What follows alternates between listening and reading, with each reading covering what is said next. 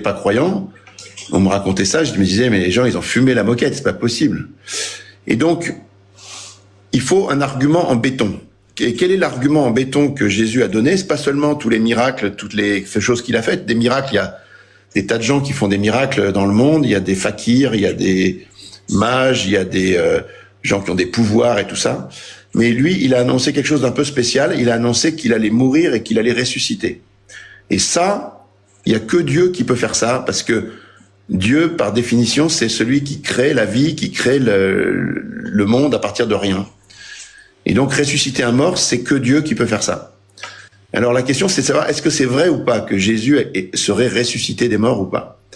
Et là, nous, ce qu'on a fait avec 1000 raisons de croire, c'est qu'on documente les raisons de croire en la résurrection du Christ, qui sont le fait que, à l'époque, il y avait 12 apôtres qui avaient passé 3 ans et demi avec lui et qui avaient peur au moment de la passion et qui sont tous partis dans tous les coins. Et puis, à un moment, ils sont revenus et ils ont eu des apparitions pendant 40 jours de Jésus ressuscité. Ça les a tellement transformés que tous ces gens-là sont partis dans le monde entier pour témoigner de cette vérité. Et derrière, il y a eu des tas de gens qui, comme ils étaient accompagnés aussi par des miracles, des signes et des prodiges, il y a eu beaucoup de gens qui se sont convertis, alors que la conversion au christianisme dans la plupart de ces pays, de ces époques, c'était extrêmement dangereux, c'est-à-dire qu'on risquait de mourir soit par les pouvoirs hostiles, par les Romains, par les Juifs, par les Grecs, par tout ce que vous voulez. Donc ils avaient rien à gagner à croire à ça, mais ils y ont cru. Et puis derrière ça, il y a des milliers, encore de nos jours, des milliers d'apparitions de Jésus, de Marie, des saints. Il n'y a aucune apparition de Bouddha, de Mahomet, de Moon, de tous les leaders religieux, personne n'apparaît. Il y a des apparitions seulement de Jésus, de Marie et des saints. Et comment on explique ça? Alors, les apparitions, des fois, il y a une apparition à Zaytoun, en Égypte, où la Vierge est apparue pendant des années, où il y a eu des centaines de milliers de personnes qui l'ont vue. Des apparitions à Fatima, où il y a eu énormément de gens qui ont vu un miracle aussi, plusieurs dizaines de milliers de personnes. Il y a eu des apparitions à Lourdes, mais il y a 2400 lieux d'apparition de la Vierge Marie. Et donc, il y a aussi des miracles incroyables partout. Il y a des saints. Voilà, toutes ces choses-là, nous, on les documente dans une action qui s'appelle 1000 raisons de croire, qu'on peut retrouver sur Internet, sur YouTube et tout. Et on constate qu'il y a des faits historiques incroyables, pas seulement dans le passé, aussi dans le présent, qui montrent que, en tout cas, qui sont extrêmement difficiles à expliquer en dehors de la résurrection du Christ. Si le Christ est ressuscité, alors peut-être que Marie est ressuscitée aussi, peut-être que les saints aussi, et c'est pour cette raison que tous ces gens-là apparaissent. Voilà. Quand on regarde le dossier, moi, ça m'a stupéfait. Il y avait effectivement des prophéties qui annonçaient l'avenue d'un Messie. Il y a des miracles de toutes sortes. On parlait des miracles eucharistiques, mais il n'y a pas que des miracles eucharistiques. Il y a le linceul de Turin, il y a des apparitions, des visions de Maria Valtorta. Il y a 700 visions de l'Évangile qui permettent de dater tous les aspects de la vie du Christ dans notre calendrier d'aujourd'hui. Il y a des miracles de Jeanne d'Arc, il y a des miracles on a fait toute une liste, il y en a 1000.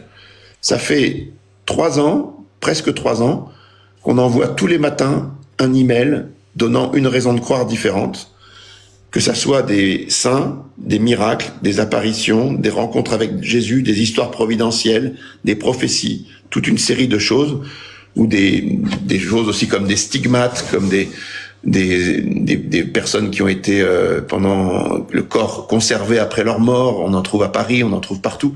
Voilà, des tas de signes que Dieu nous donne qu'il y a quelque chose. Et voilà, moi ce que je dis aux gens, je répète le conseil de Jésus. Jésus il disait, qui demande reçoit, qui cherche trouve, et à qui frappe on ouvrira.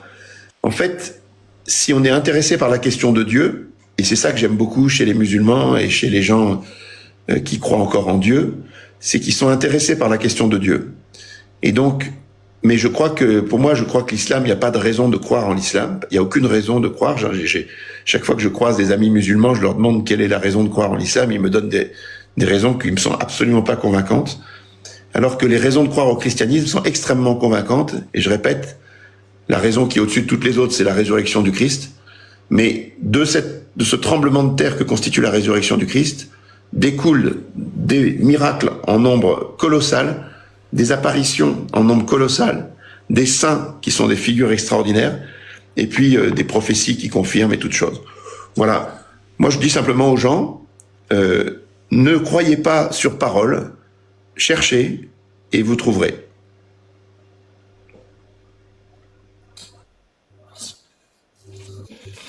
T'étais comme ça, Olivier, t'étais athée avant, c'est ça?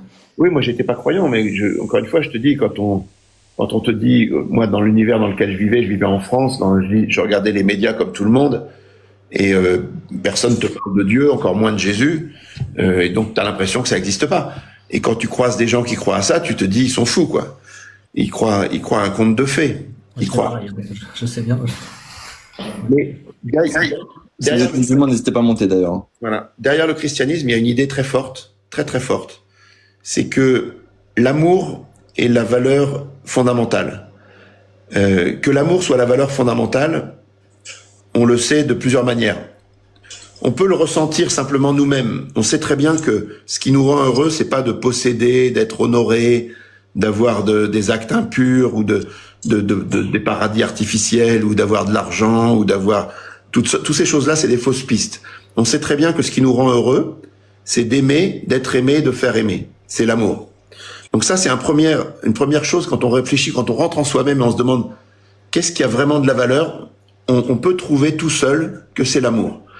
Il y a une deuxième piste très forte, c'est ce qu'on appelle les expériences de mort imminente.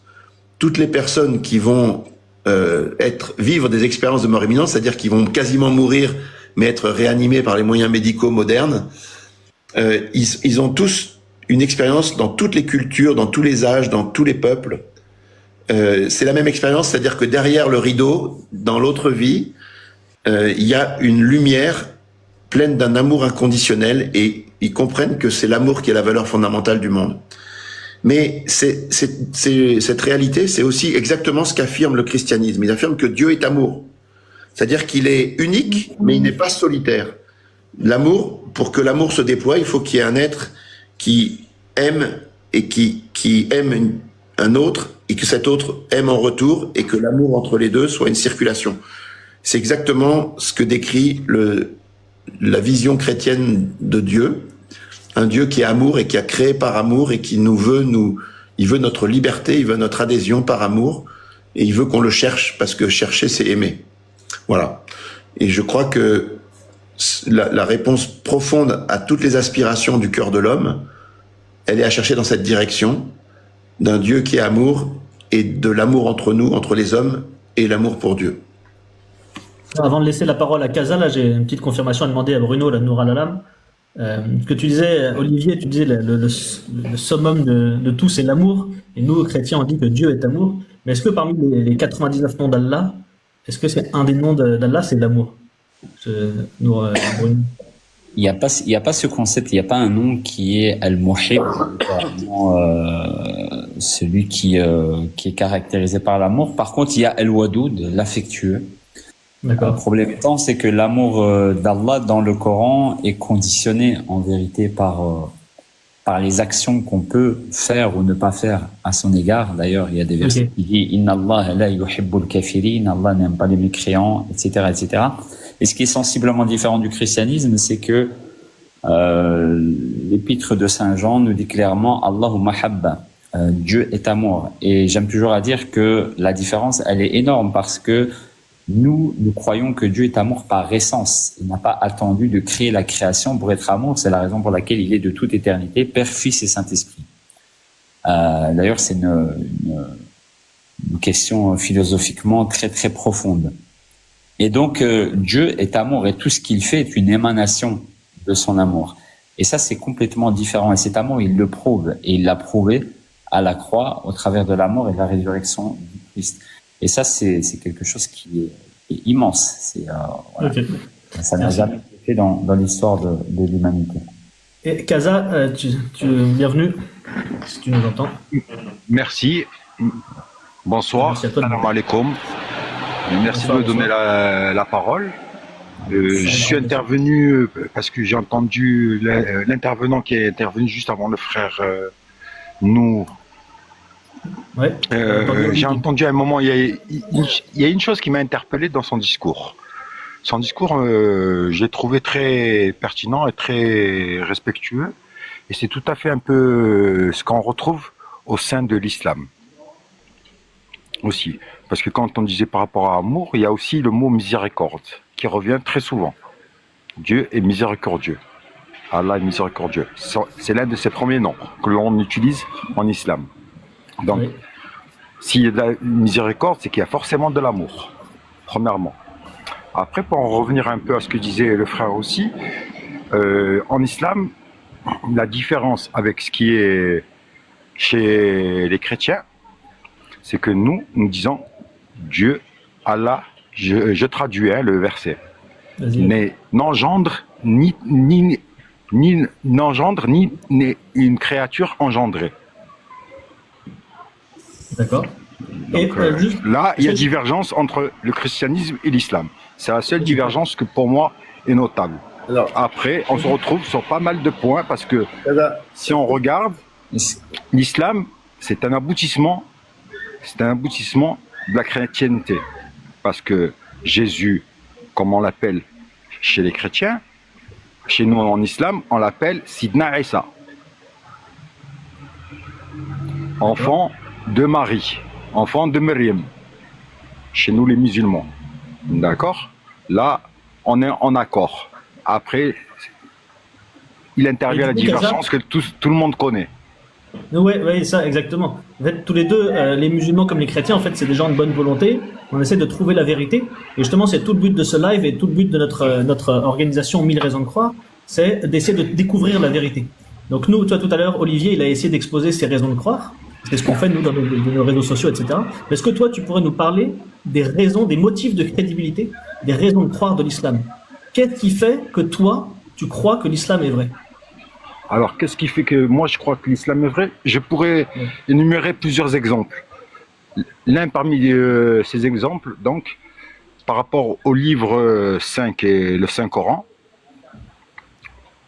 on sait qui date de plus de 14 siècles aujourd'hui, d'accord, presque 15 siècles, il énumère des faits que l'on a découverts aujourd'hui, que nombre de scientifiques se sont rendus compte que lors de leur découverte, ces faits-là étaient décrits. Tu parles des miracles scientifiques du corps. Et tu peux me donner un exemple? Tu peux nous donner quelques exemples? Un exemple, comme ce qu'avait découvert le commandant Cousteau, paix à son âme. Oh non. L'arsos d'Ossot. Oui, non, mais c'est pas. Oh non. Dis-nous. Non, il n'y a pas que ça. L'astronomie. On va rentrer Non, dans les détails. Attendez. Avec tout le respect que j'ai pour vous. Non, mais Balzac, on va le mettre de côté celui-là. Non, avec tout le respect que Il j'ai te pour convient vous. pas, il n'y a pas de problème. Non, avec tout le respect que j'ai pour vous, je suis désolé, vous avez cité le commandant Cousteau. On va en parler. Voilà. Il y a littéralement eu des musulmans qui ont appelé l'association avec le commandant Cousteau. Ils ont été obligés de faire un communiqué pour dire que non, que le commandant Cousteau ne s'était pas converti à l'islam, s'il vous plaît. Soyez sérieux, s'il vous plaît. Non, je parle pas de convertissement du commandant Cousteau, je parle de la découverte. Non, le commandant Cousteau n'a jamais rien dit par rapport à l'islam. Non, moi je parle pas de ça, si c'est converti ou c'est pas converti, ça le regarde lui, ça me regarde pas. Sur son tombeau, il y a une croix. Il y a une croix sur son tombeau, mais du coup, Kaza, c'est quoi ce miracle scientifique que soi-disant aurait découvert le commandant Cousteau? C'est ça qui nous intéresse. Excusez-moi, les gens du livre sont reconnus, hein. En islam, les gens du livre sont reconnus. Moi, je voulais rebondir. Comme étant la pire des créatures, en effet. Attendez. Non, je voudrais pas dire ça. Je voudrais peut-être repréciser la question pour Kaza. Kaza, en fait, si tu veux, ce qui nous paraît, nous, c'est que les chrétiens, comme les musulmans, ils ont une prétention assez extraordinaire, c'est-à-dire qu'ils prétendent que le Dieu qui a créé l'univers, qui a créé les galaxies, qui est le Dieu qui a créé le monde entier, il s'est révélé à eux. Donc, si quelqu'un prétend une chose comme ça, si toi tu viens me voir un jour et tu dis Dieu s'est révélé à moi, je vais te dire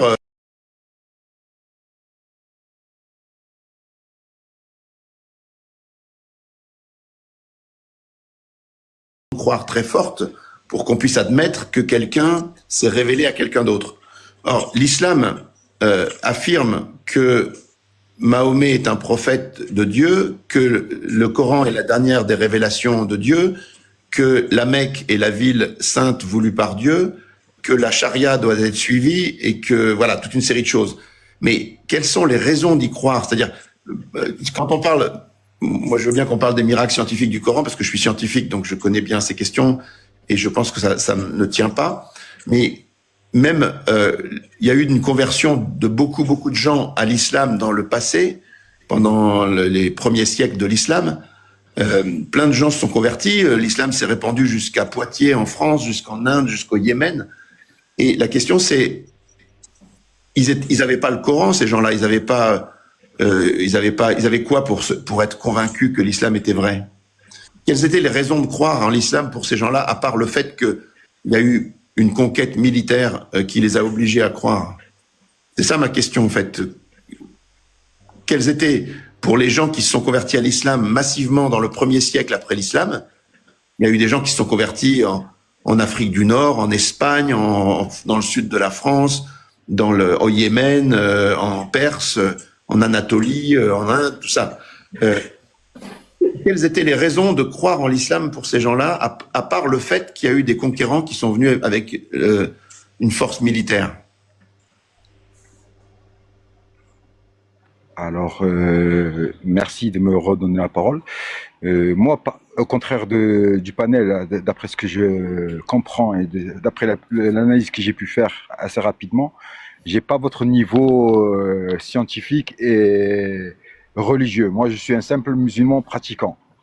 Je tiens à le rappeler, j'apporte juste ma propre pierre à l'édifice, tout simplement, humblement. Donc, je n'ai pas le savoir que vous avez. Ok? Comme ça, au moins, on va être clair. J'ai l'habitude d'être clair, moi, donc de toute manière. Après, par rapport à l'islam, qu'est-ce qu'il prouve que ce message est véridique? Oui, c'est ça la question. C'est ça la question, hein? Donc, c'est ça la question, ouais. Ok. Je pourrais retourner la question et dire qu'est-ce qui prouve que la religion chrétienne est véridique aussi. Oui, ça serait une question très très bonne, mais nous justement, on fait tout le temps ces lives, on fait tout le temps, on parle tout le temps de nos raisons de croire. D'ailleurs, on a des milliers de vidéos sur le YouTube qui parlent de ça. Mais aujourd'hui, nous, le sujet du live, c'est justement de poser la question aux musulmans. Vous, c'est quoi vos raisons de croire? Oui, mais après, nous, on peut répondre, on peut répondre en deux mots. Hein. En deux mots, la raison de croire au christianisme, c'est que Dieu s'est manifesté par des actes surnaturels, c'est-à-dire que lui seul pouvait faire, qui sont la résurrection du Christ, les miracles, les signes, les prodiges et les prophéties. Voilà. Et donc, il y a eu un Messie qui a été attendu et les prophéties se sont accomplies à la date qui était prévue, annoncée par 6 prophéties différentes. Et ensuite, il y a eu, ce Messie est venu, il a fait des actes surnaturels qui prouvaient que Dieu était avec lui, des guérisons, des aveugles, des sourds, des muets, il a arrêté les tempêtes, il a changé l'eau en vin, il a ressuscité les morts. Voilà, c'est des trucs que seul Dieu peut faire. Et c'est pour ça qu'on croit que Dieu est derrière Jésus, parce que il y a eu dans le passé, il y a toujours aujourd'hui des actes surnaturels, c'est-à-dire des choses que seul Dieu peut faire et qui sont la preuve de la vérité du christianisme. Et la question qu'on pose, c'est oui, ce que tu dis est véridique, mais donc tu es censé aussi savoir que l'annonce de Mohammed sallallahu alayhi wa sallam était annoncée aussi, était prévue. Son arrivée. Non. Donc. Non. Il faut pas prendre une partie et rejeter une partie. Mais Kaza, en fait, ce que dit Olivier, il dit pas que ce que tu dis c'est faux. Ils disent qu'en fait, ce que vous dites être une annonce de Mohammed dans le Coran, dans la Bible, je veux dire, dans les évangiles par exemple. En fait, quand on regarde les textes, ça n'annonce pas du tout Mohammed. Par exemple, je pense que tu fais référence à Jean 14,16, quand il dit « Oui, je prierai le Père et il vous enverra un autre paraclet », qu'on peut traduire par défenseur. Ça, c'est l'argument principal des musulmans de dire « Oui, ce défenseur, c'est Mohammed ». Sauf qu'en fait, quand on étudie bien le texte, on voit que ça ne peut pas du tout être Mohammed. En aucun cas, c'est Mohammed. Et donc, cet argument que nous donnent souvent les musulmans, en fait, si vous voulez, pour être clair sur les annonces dans la Bible, il n'y a qu'une seule annonce qui est faite dans la Bible, dans l'ensemble de la Bible hébraïque, c'est l'annonce du Messie, la venue d'un Messie. C'est pas une annonce par un texte ou 2 textes dans un coin, c'est des dizaines de prophètes sur des dizaines de siècles qui ont fait des centaines d'annonces qui décrivent le Messie de toutes les manières, qui sera fils de David, qui sera l'Emmanuel parmi nous, qui naîtra d'une vierge, qui sera à Bethléem, qui sera la lumière du monde, qui va naître au temps du 4e royaume après Nabuchodonosor. Je peux te faire une liste longue comme le bras, j'ai fait une vidéo là-dessus d'ailleurs, sur les prophéties qui annonçaient le Messie. C'est extrêmement... Et à tel point qu'un peuple, le peuple juif, a véritablement attendu le Messie. À la période où Jésus est venu, c'était le moment où il devait venir, il y a eu des dizaines de gens qui sont présentés comme étant le Messie parce que tout le monde sentait que c'était le moment. Donc il y avait une attente historique. Et à part cette attente du Messie, il n'y a jamais eu une attente historique de personne d'autre. Jamais. Là, il y a sujet de divergence, excuse-moi de te le dire, mais il y a un gros sujet de divergence parce que, au contraire de ce que j'entends, justement, l'islam prône le rassemblement. Déjà, premièrement, de l'humanité. Ça, c'est prôné en islam. Elle ne prône pas la division. Là, pour moi, toi, tu es en train de faire de la division. Parce que tu prends une partie. Excuse-moi, hein, quand je dis toi, c'est vulgairement que je dis toi. C'est pas une attaque personnelle. Hein. Attends, au contraire. En fait, Kaza, je suis d'accord avec l'idée. Oui. Moi, ce que je dis simplement, c'est que tout ne peut pas être vrai. Il y a des choses qui sont vraies, il y a des choses qui sont fausses. Et donc, il faut essayer de regarder, parce que les deux peuvent pas être vrais ensemble, le christianisme et l'islam. Donc, la question, c'est quelles sont les raisons de croire à l'un et les raisons de croire à l'autre. Et il faut qu'on regarde quel est le plus crédible. Ah non, mais moi, je crois, mais moi, au contraire, c'est que moi, je crois en judaïsme, je crois au christianisme et je crois en islam. Non, mais elle est là la différence. C'est que moi, je reconnais. Moi, au contraire, c'est que je reconnais ces trois religions et pour moi, l'islam n'est qu'un aboutissement. Bon, excuse-moi, que je sais pas comment je t'appelle. On te dit dans le Coran que Kaza, la seule religion, Kaza, on te dit que la seule religion qui a été agréée par Allah dans le Coran, c'est l'islam. Donc tu peux pas dire que tu reconnais le christianisme et le judaïsme, mais sache que dans le christianisme, on te dit que Jésus est mort, crucifié et ressuscité et qu'il est Dieu. Ça, c'est le premier point. Le second point, c'est, tout à l'heure tu as invoqué le fait que Mohamed était annoncé ou je ne sais quoi. Alors, en fait, si tu veux, on a une sourate qui s'appelle la sourate 61, verset 6, où est-ce qu'on te dit que Jésus parle aux enfants d'Israël en disant qu'il était annonciateur d'un message à venir dont son nom sera Ahmed. Et ici, je mets au défi n'importe quel musulman sur cette question. Est-ce qu'il peut nous donner un seul juif, un seul grec, un seul chrétien, un seul romain, un seul païen, au 1er, 2e, 3e, 4e, 5e siècle, qui a entendu ou attendait la venue d'un prophète venant de la péninsule arabique après le Messie, s'il te plaît? Ok, défi relevé. Défi relevé. Comme tu lances les défis, voilà, défi relevé. Alhamdulillah, bonsoir d'abord. Bonsoir, il y a Waraka qui était l'oncle de Khadija, qui était juif. Waraka qui était l'oncle de Khadija, qui était juif. Voilà, qui attendait la venue du prophète Mohammed sallallahu alayhi wa sallam. Pourquoi tu en dehors du corpus islamique, s'il te plaît? Ça me paraît évident. Ça me paraît évident.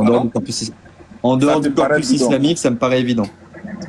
Ah, bon, vous voyez la question qu'il a posée. Il n'a pas précisé la question. Ça me paraît logique de préciser. Non, mais c'est pas logique, mon frère. Ok, maintenant en dehors du corpus islamique, ça me paraît logique. Je reconnais pas les forces. Doucement, s'il te plaît. Chacun son tour. Est-ce que je peux parler, s'il te plaît?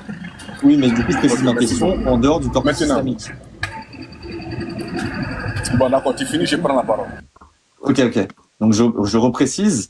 Donne-nous un seul juif, un seul grec, un seul romain, un seul païen, un seul chrétien au 1er, 2e, 3e, 4e, 5e siècle qui a entendu ou attendait la venue d'un prophète venant de la péninsule arabique et en dehors du corpus islamique, puisque nous, chrétiens, nous ne reconnaissons pas le corpus islamique.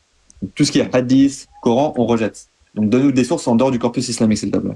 Ça devrait exister, c'était une annonce fondamentale de Jésus. Et sachant que ce corpus islamique n'est venu qu'avec la venue de l'islam. Donc nous, on demande du 1er siècle jusqu'au 6e siècle. Donc c'est normal qu'on ne peut pas te demander un corpus islamique qui n'est venu qu'au 6e, 7e siècle.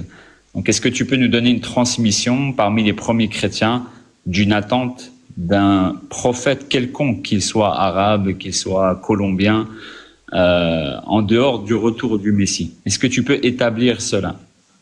Parce que ça signifie que si tu ne peux pas le faire, les premiers chrétiens n'ont pas fait le taf, ils n'ont pas fait le travail. Les apôtres de Jésus n'ont pas transmis cette information cruciale par laquelle l'humanité tout entière allait être jugée, par laquelle aujourd'hui, si nous mourons, d'après toi, man mata yahudiyan kana aw nasraniya, celui qui meurt en étant juif chrétien et qu'il a entendu de moi que j'étais le messager d'Allah, il est éternellement en enfer. Donc c'est quand même une question très très forte, une question de salut. Donc la question c'est, si tu ne trouves pas de nom entre le 1er et le 6e siècle, à qui la faute? Aux apôtres de Jésus, à ceux qui les ont succédés, ou alors à Allah qui n'a pas réussi à faire en sorte que cette information puisse transpercer un minimum les consciences, pour que tu puisses aujourd'hui nous donner des sources intra-islamiques de Waraqa ibn Nawfal, qui était un juif, comme tu dis, ou un chrétien ébionite, nazaréen, et hérétique sur tous les points. C'est quand même assez paradoxal que tu aies des hérétiques pour pouvoir justifier ton point de vue. C'est comme si moi, aujourd'hui, je venais prendre un chiite ismaélite pour prouver que l'islam était la vérité. C'est vraiment très paradoxal. Tu te permets de faire des choses chez les chrétiens que tu n'accepterais pas qu'un chrétien fasse dans l'islam. Donc, donne-nous des sources des premiers chrétiens. S'il te plaît, il y a des pères de l'Église, il y a des disciples des apôtres. Donc, on attend une référence. Une seule, hein, sincèrement, une seule. On t'attend, Fiska. Content de parler. Et je vais me permettre de répondre après à ce qu'il va dire. Fitka, t'es là? Ah, il vient de partir. Il vient de partir. Okay. Bon, s'il y a des musulmans qui souhaitent monter, n'hésitez pas à venir. La question est pourtant simple. Par contre, Nour, tu as dit si Allah n'a pas réussi. C'est une phrase qui n'est pas cohérente. Excuse-moi. Non, c'est une supposition. Si Allah, Dieu ne peut pas réussir, je ne vois pas qui peut réussir. Mon frère, moi je donne des suppositions, je donne des thèses. Je dis pas que celle-là est bonne. Pour moi, je pars d'une prémisse très très simple. Jésus n'a jamais annoncé quoi que ce soit. Tout à l'heure, par exemple, tu es dans un raisonnement circulaire, mais c'est tout à fait normal. Tu es dans un raisonnement purement coranique. Par exemple, tout à l'heure, tu as critiqué tu as émis le fait que la grande différence entre les chrétiens et les musulmans, c'est sur le fait que Jésus soit appelé fils de Dieu, puisque le Coran dit lam yalid wa lam yulad wa lam yakun lahu kufuwan ahad. Maintenant, moi, je te pose une simple question. Exactement. C'est vraiment de toi à moi. Hein. Je te pose une simple question. Que signifie que Jésus est le Fils de Dieu? Dis-moi ce que ça signifie. C'est quand même une divergence entre toi et moi. Donc, j'aimerais bien savoir ce que signifie. Pour moi, de toi à moi, comme tu dis, pour moi, on est tous des créatures de Dieu, des enfants de Dieu. Mais que signifie Jésus est le Fils de Dieu? Pourquoi le Coran est-il si virulent contre cette appellation? Pourquoi le Coran ne l'accepte pas? Dis-moi pourquoi. Pourquoi le Coran ne l'accepte pas? Parce que dans le Coran, il est dit nul ne peut être associé à Dieu. Mon frère, réponds coraniquement. Je sais, je comprends ce que tu veux dire, mais pourquoi est-ce qu'on ne peut pas appeler Jésus le Fils de Dieu? Parce que tout simplement, dans le Coran, il dit Lemewlud, Lemelid, comme tu l'as prononcé il y a 2 minutes. Il y a quelque chose de plus précis. Tu tafham al-lughat al-arabiyya, tu comprends la langue arabe. Il y a un verset du Coran qui est beaucoup plus explicite. Adna yakunu lahu waladun wa lan takun lahu sahiba. Comment Allah peut-il avoir un enfant alors qu'il n'a pas de femme? Un autre verset dit mattakhadallah sahibatan wala walada. Allah ne s'est pas attribué ni de femme ni d'enfant. C'est-à-dire que pour le Coran, Jésus-Christ est le Fils de Dieu et ne peut pas être le Fils de Dieu plutôt parce qu'il n'a pas de femme. Eh bien, je veux t'annoncer quelque chose de très très fort. Tu as des chrétiens aujourd'hui en face de toi qui ont plus de 2000 ans d'histoire de christianisme. Eh bien, sache qu'aucun d'entre nous ne croyons que Jésus est le Fils de Dieu dans le sens que le Coran lui accorde. Alors maintenant, je te pose une question. Est-ce que c'est le Coran qui vous a donné une mauvaise information par laquelle aujourd'hui tu penses être en contradiction avec les chrétiens? Ou alors est-ce que c'est une interprétation personnelle? Et à ce moment-là, pourquoi le Coran t'indique quelque chose qu'il faut? Quand tu dis lam yalid wa lam yulad, il n'a pas engendré ni n'a été engendré. Qu'est-ce que tu vises par engendrement? C'est quoi l'engendrement pour toi dans ce verset? Qu'est-ce que je vise par l'engendrement? Ça veut dire pour moi qu'il n'a pas de progéniture. Eh ben merci. Nous aussi, on est d'accord avec ça. Ça fait 2000 ans qu'on est d'accord avec ça. D'accord. Donc, ça, c'est peut-être une question d'incompréhension. OK? Non. Parce que toi, personnellement, tu es d'accord avec ça, mais je connais certains chrétiens. Le problème, mon frère, c'est le Coran qui te donne cette compréhension. Cette compréhension, non, mais attention, le Coran, chacun le comprend Non, mon frère, le Coran dit malheureusement, Allah ne s'est attribué ni femme, ni enfant. Et d'ailleurs, je vais te dire une chose. dans quel verset tu retrouves ce passage-là, s'il te plaît? Tu peux me indiquer? Merci, Khoya. Excusez-moi, après Kaza, on va faire tourner la parole avec Tony Khan, ce qui va nous permettre Il n'y a pas de souci, je me mute. de fluidifier le trafic. Mais merci en tout cas pour ton intervention. Tony Khan, bonsoir. Salut, ça va? Salut Tony Khan. Bienvenue. Salut. Bienvenue à tous. Salut. Alors, tu es de quelle confession, toi, Tony? Moi, je suis athée agnostique. Moi. Ok. Et vous? Et tu voulais rebondir sur... Nous, on est chrétiens, enfin, sauf Kaza qui est musulman. Tu voulais dire quelque chose, réagir à quelque chose qu'on disait? Juste pour dire, pour le frère précédemment, désolé mon frère Tony, c'est que c'est la sourate El-Jinn, le verset numéro 3, pour celui qui était là avec nous précédemment. Voilà, je te laisse la parole, Tony. Merci. Salut, c'est gentil, merci. Vous êtes catholique ou juste chrétien? Tous catholiques, on est tous catholiques.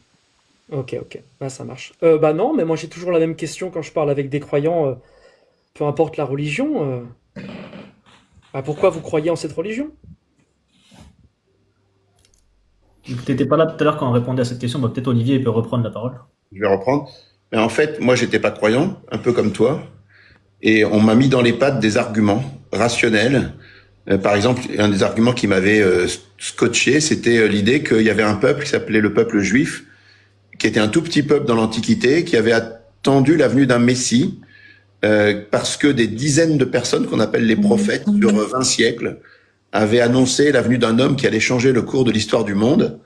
Et il décrivait sa naissance, sa mort, sa vie, son destin et même la date de sa venue. Il y avait 6 prophéties qui donnaient la date de sa venue, même des fois par des années ou des périodes.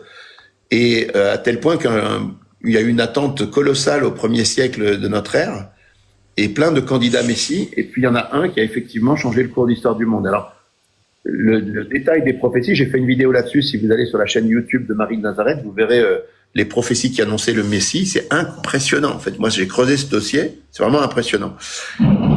Et donc, l'idée, c'était que si jamais l'argument, c'était de dire il y a que Dieu qui peut prévoir à l'avance de telles choses et qui peut les annoncer dans le détail. Et c'est unique dans l'histoire de l'humanité. Il n'y a absolument aucun autre cas. Alors j'ai essayé de vérifier si c'était vrai ou pas. Et en fait, effectivement, c'est assez incontestable que d'un point de vue historique, il y a eu une attente prophétique incroyable.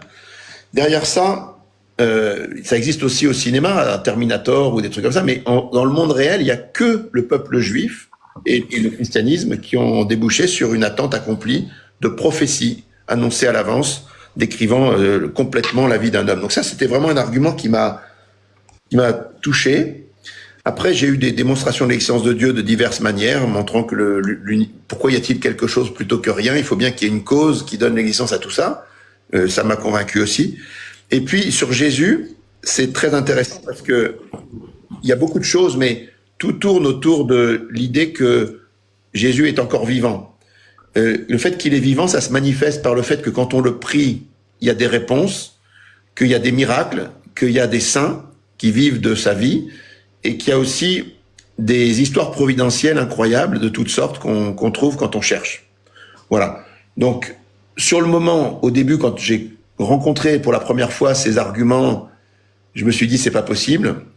Et puis, j'ai pris le temps de chercher et au bout de quelques années, je me suis convaincu que la meilleure explication, c'était que c'était vrai, même aussi fou que ça paraisse. Voilà. Et j'invite tout le monde depuis à faire cette expérience de chercher, parce que les réponses sont vraiment impressionnantes quand on cherche. Si on cherche pas, on trouve pas, mais si on cherche, on trouve. Voilà. C'est Olivier, c'est ça? Oui. Ok, bah, mais merci Olivier. Alors, j'entends, effectivement, il y a des arguments similaires qui m'ont été proposés plein de fois au cours de mes débats, mais on est d'accord que ça prouve le raélisme, c'est ça? Ça prouve quoi? La religion de Raël, ça prouve le raélisme? Non, le raélisme. Raël, c'est un gars qui prétend qu'il a été enlevé par des extraterrestres qui lui ont révélé tout sur le monde Ouais. et qu'il est allé dîner sur une planète un jour avec Jésus, Moïse, Bouddha, Mahomet, Confucius et quelques autres. C'est ça. Et voilà. Et le gars, il prétend ça, mais le problème de ce gars-là, c'est que il y a deux hypothèses. Soit c'est vrai, mais c'est difficile à croire. Soit c'est un menteur. Mais les menteurs, ça existe. Et lui, en l'occurrence, il en a tiré beaucoup d'avantages, pas seulement des horreurs sexuelles, mais aussi de l'argent, du pouvoir, de l'honneur. Enfin voilà. Oui. Il a tiré des tas d'avantages. Jésus, c'est complètement différent. C'est-à-dire, Jésus, il arrive. Je parle pas de Jésus parce qu'en fait, ce qui est intéressant, c'est que les preuves que vous avez soulevées sur le peuple juif, ils donnent les mêmes. Non, mais alors, s'il conclut que le peuple juif a eu une véritable révélation, on est d'accord. La question d'après, c'est est-ce que ce Messie que le peuple juif attendait, il est vraiment venu? Et qui c'était? Et là, je pense que tout converge pour dire que c'est Jésus. Il est d'accord avec vous? Oui, ben voilà. Ben donc, s'il pense que c'est Jésus, Jésus, il a institué une église, il a formé 12 personnes qu'il a appelées, choisies, instituées pour être avec lui. Et ces 12 personnes, il leur a dit, vous êtes mes témoins, et c'est sur vous que je vais bâtir mon église. Donc, il a bâti une église, et si Jésus était sérieux, si on peut penser que c'était Dieu, et ben dans ces cas-là, il avait de la prudence, et donc ce qu'il a fait était raisonnable, et donc il faut croire l'Église. Mais l'Église croire en Raël ou croire en l'Église, c'est incompatible. À ce que je sache, Raël n'a pas permis qu'on ait à l'heure actuelle l'image la plus incroyable et la plus inexplicable qui s'appelle le linceul de Turin. À ce que je sache, pour moi, Raël n'a pas fait ça. C'est-à-dire que Non, c'est pas le raélisme. Vous m'avez convaincu. Mais moi, je pense qu'en fait, Raël, il a deux problèmes. Le premier problème, c'est qu'il est son seul témoin, c'est-à-dire c'est lui qui affirme des choses et il faut le croire sur parole, alors que Jésus, c'est pas du tout ça. Jésus, il a 12 apôtres qui sont ses témoins, il y a sa maman Marie, il y a Jean-Baptiste, il y a 500 personnes qui l'ont vu ressusciter. Non, mais voilà. Il ne nie pas Jésus. Pardon? Les témoins que vous avez, ça prouve Jésus, qui est dans le raélisme. Du coup, on est d'accord avec Raël quand il dit que Jésus est Dieu. Donc là, on est d'accord avec lui sur ce point. Non. Excuse-moi, Tony, tu penses quoi? Jésus, c'est un clone. Tony, excuse-moi, tu penses quoi du linceul de Turin, s'il te plaît? Ça m'intéresse pas. Jésus, c'est un clone. C'est un clone de quoi? Qui dit ça? Raël. Toutes les preuves que vous donnez, Raël, il les donne pour prouver le raélisme. Non, Raël n'a donné aucune. Alors, premièrement, Raël est son seul témoin. Et deuxièmement, il a jamais. Non, c'est les textes religieux, la preuve, comme vous. Non, moi je parle pas de textes religieux. Les textes religieux, ça vient après. Quand les apôtres partent dans tous les coins du monde pour évangéliser, il n'y a pas de texte religieux. Donc, il y a juste une expérience qu'ils ont faite d'un homme qui était mort et qu'ils ont vu ressusciter. Oui, donc, il le reconnaît, Raël, ça. Non, mais, ok. Il a même mangé avec lui comme il a été ressuscité. Non, Raël dit qu'il a mangé avec lui, mais personne ne peut témoigner de ça à part lui. Donc, soit il ment, soit il dit la vérité. Mais c'est ça, oui. Croire qu'il dit la vérité, c'est quelque chose à mon avis, de crédule, parce que on peut pas croire une personne. Je pense aussi. On peut pas croire une personne sur parole, simplement parce qu'il dit que il faut qu'il y ait des témoins. La Bible dit qu'il faut qu'il y ait au moins 2 témoins en âge de témoigner. Donc, c'est pour qu'on commence à croire à quelque chose. Donc, les apôtres, Jésus, il a eu 12 témoins, plus 500 témoins, plus des témoins dans toute l'histoire de gens qui ont vu des apparitions de lui dans tous les sens. Combien il faut de témoins? Non, pour qu'il y ait un témoignage qui commence à être crédible dans la Bible, on dit qu'il faut qu'il y ait 2 témoins adultes et sains d'esprit, voilà. Et donc, par exemple, ça prouve que le Père Noël existe? Non, ça prouve pas que le Père Noël existe, parce que si jamais il y a beaucoup de témoins, hein. Il y a des témoins du Père Noël. Tony, essaye de répondre aux arguments.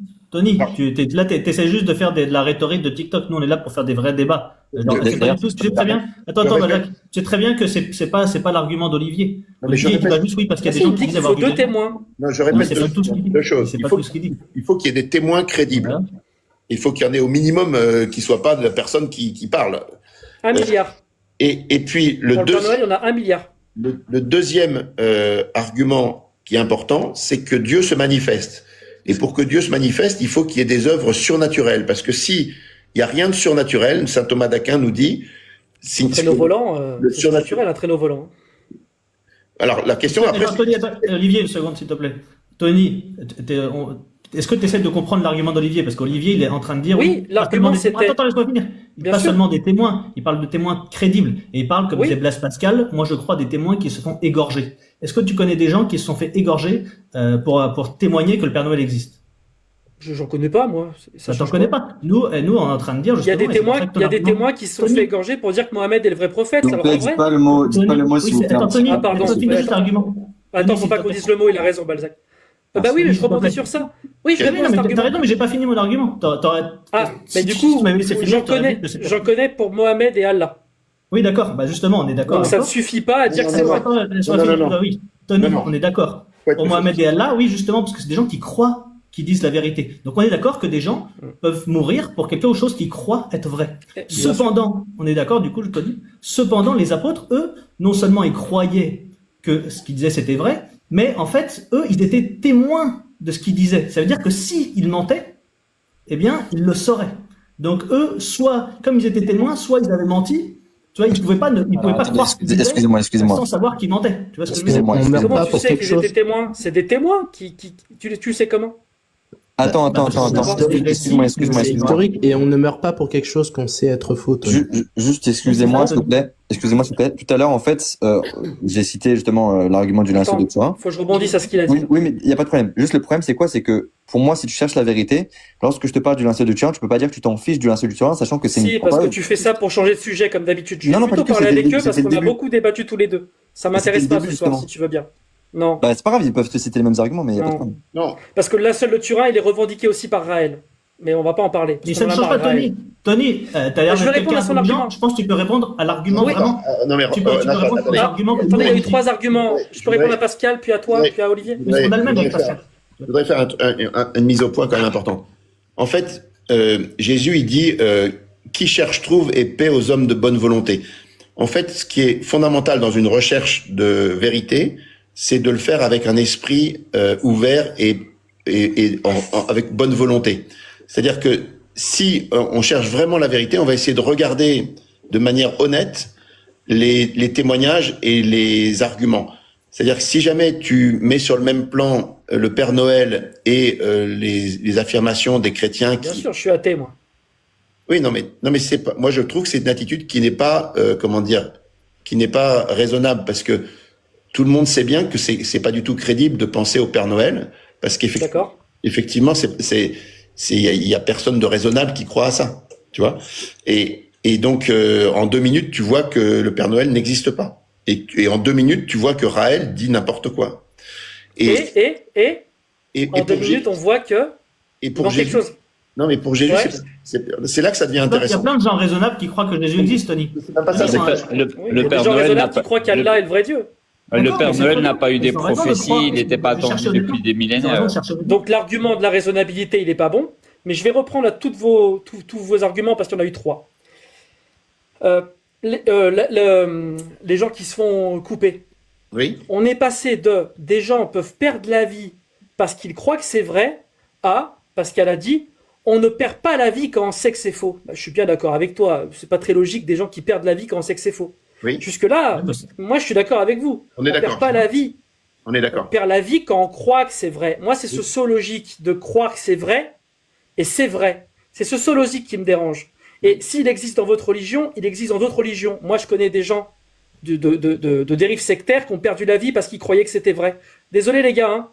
On Non, perd mais pas la Anthony, vie on a parce bien qu'on quand on compris. sait que c'est faux. Ça veut pas Anthony, dire on a que bien cette... compris. Attends, je termine. Ça veut pas dire que cette dérive sectaire est vraie. L'argument du nombre. Dans la Bible, il faut qu'il y ait au moins 2 témoins fiables. Je suis désolé. Je reprends l'exemple du Père Noël qui vous paraît être une attaque parce que je tourne au ridicule. Je tourne pas ça au ridicule. 1 milliard, plus d'1 milliard de témoins, enfants, adultes, des hommes d'affaires, des femmes d'affaires respectables, des chefs d'État témoignent du Père Noël. À la télévision, des articles de journaux, Ils sont des pas sérieux quand ils le documentaires. disent, Tony. Ils sont pas sérieux quand ils le disent. Il n'y a aucun qui croit vraiment de tout ce que tu dis là. Et alors? Mais alors, des chrétiens, il y en a Donc on qui est croient d'accord que l'argument des témoins fiables ne suffit pas. Non, mais tu Ah, si, ils présupposes sont pas qu'on est, fiables. tu, Non, pré- mais ils tu sont pas fiables. présupposes qu'on est de mauvaise Ils foi. sont pas alors qu'on fiables. croit Donc pas l'argument des témoins respectables et fiables ne suffit pas. Mais Tony, Ils peuvent mentir, Tony, ils peuvent se tromper, ils peuvent être fous. Tony, Ils sont est-ce pas que fiables, tu C'est penses, quoi la ça suffit différence pas. avec vos témoins à vous? est-ce que tu penses de bonne foi qu'il y a des témoins fiables du Père Noël? Non. Il y a Pierre qui a l'air de dire oui, lui. Oui, parce que Pierre, il a pas le même sens du mot que moi. Il n'y a aucun témoin fiable du Père Noël, il n'y a aucun témoin fiable de Mohamed ou de Jésus. D'accord. Alors, c'est là où on diverge, si tu veux. Moi, on est tous d'accord pour dire qu'il n'y a aucun témoin fiable du Père Noël. Mais quand tu as des gens qui sont à Fatima avec un miracle où il y a 70 000 personnes qui sont sur place et qui témoignent d'un fait miraculeux extraordinaire. Ça prouve Brahma. Ça prouve quoi?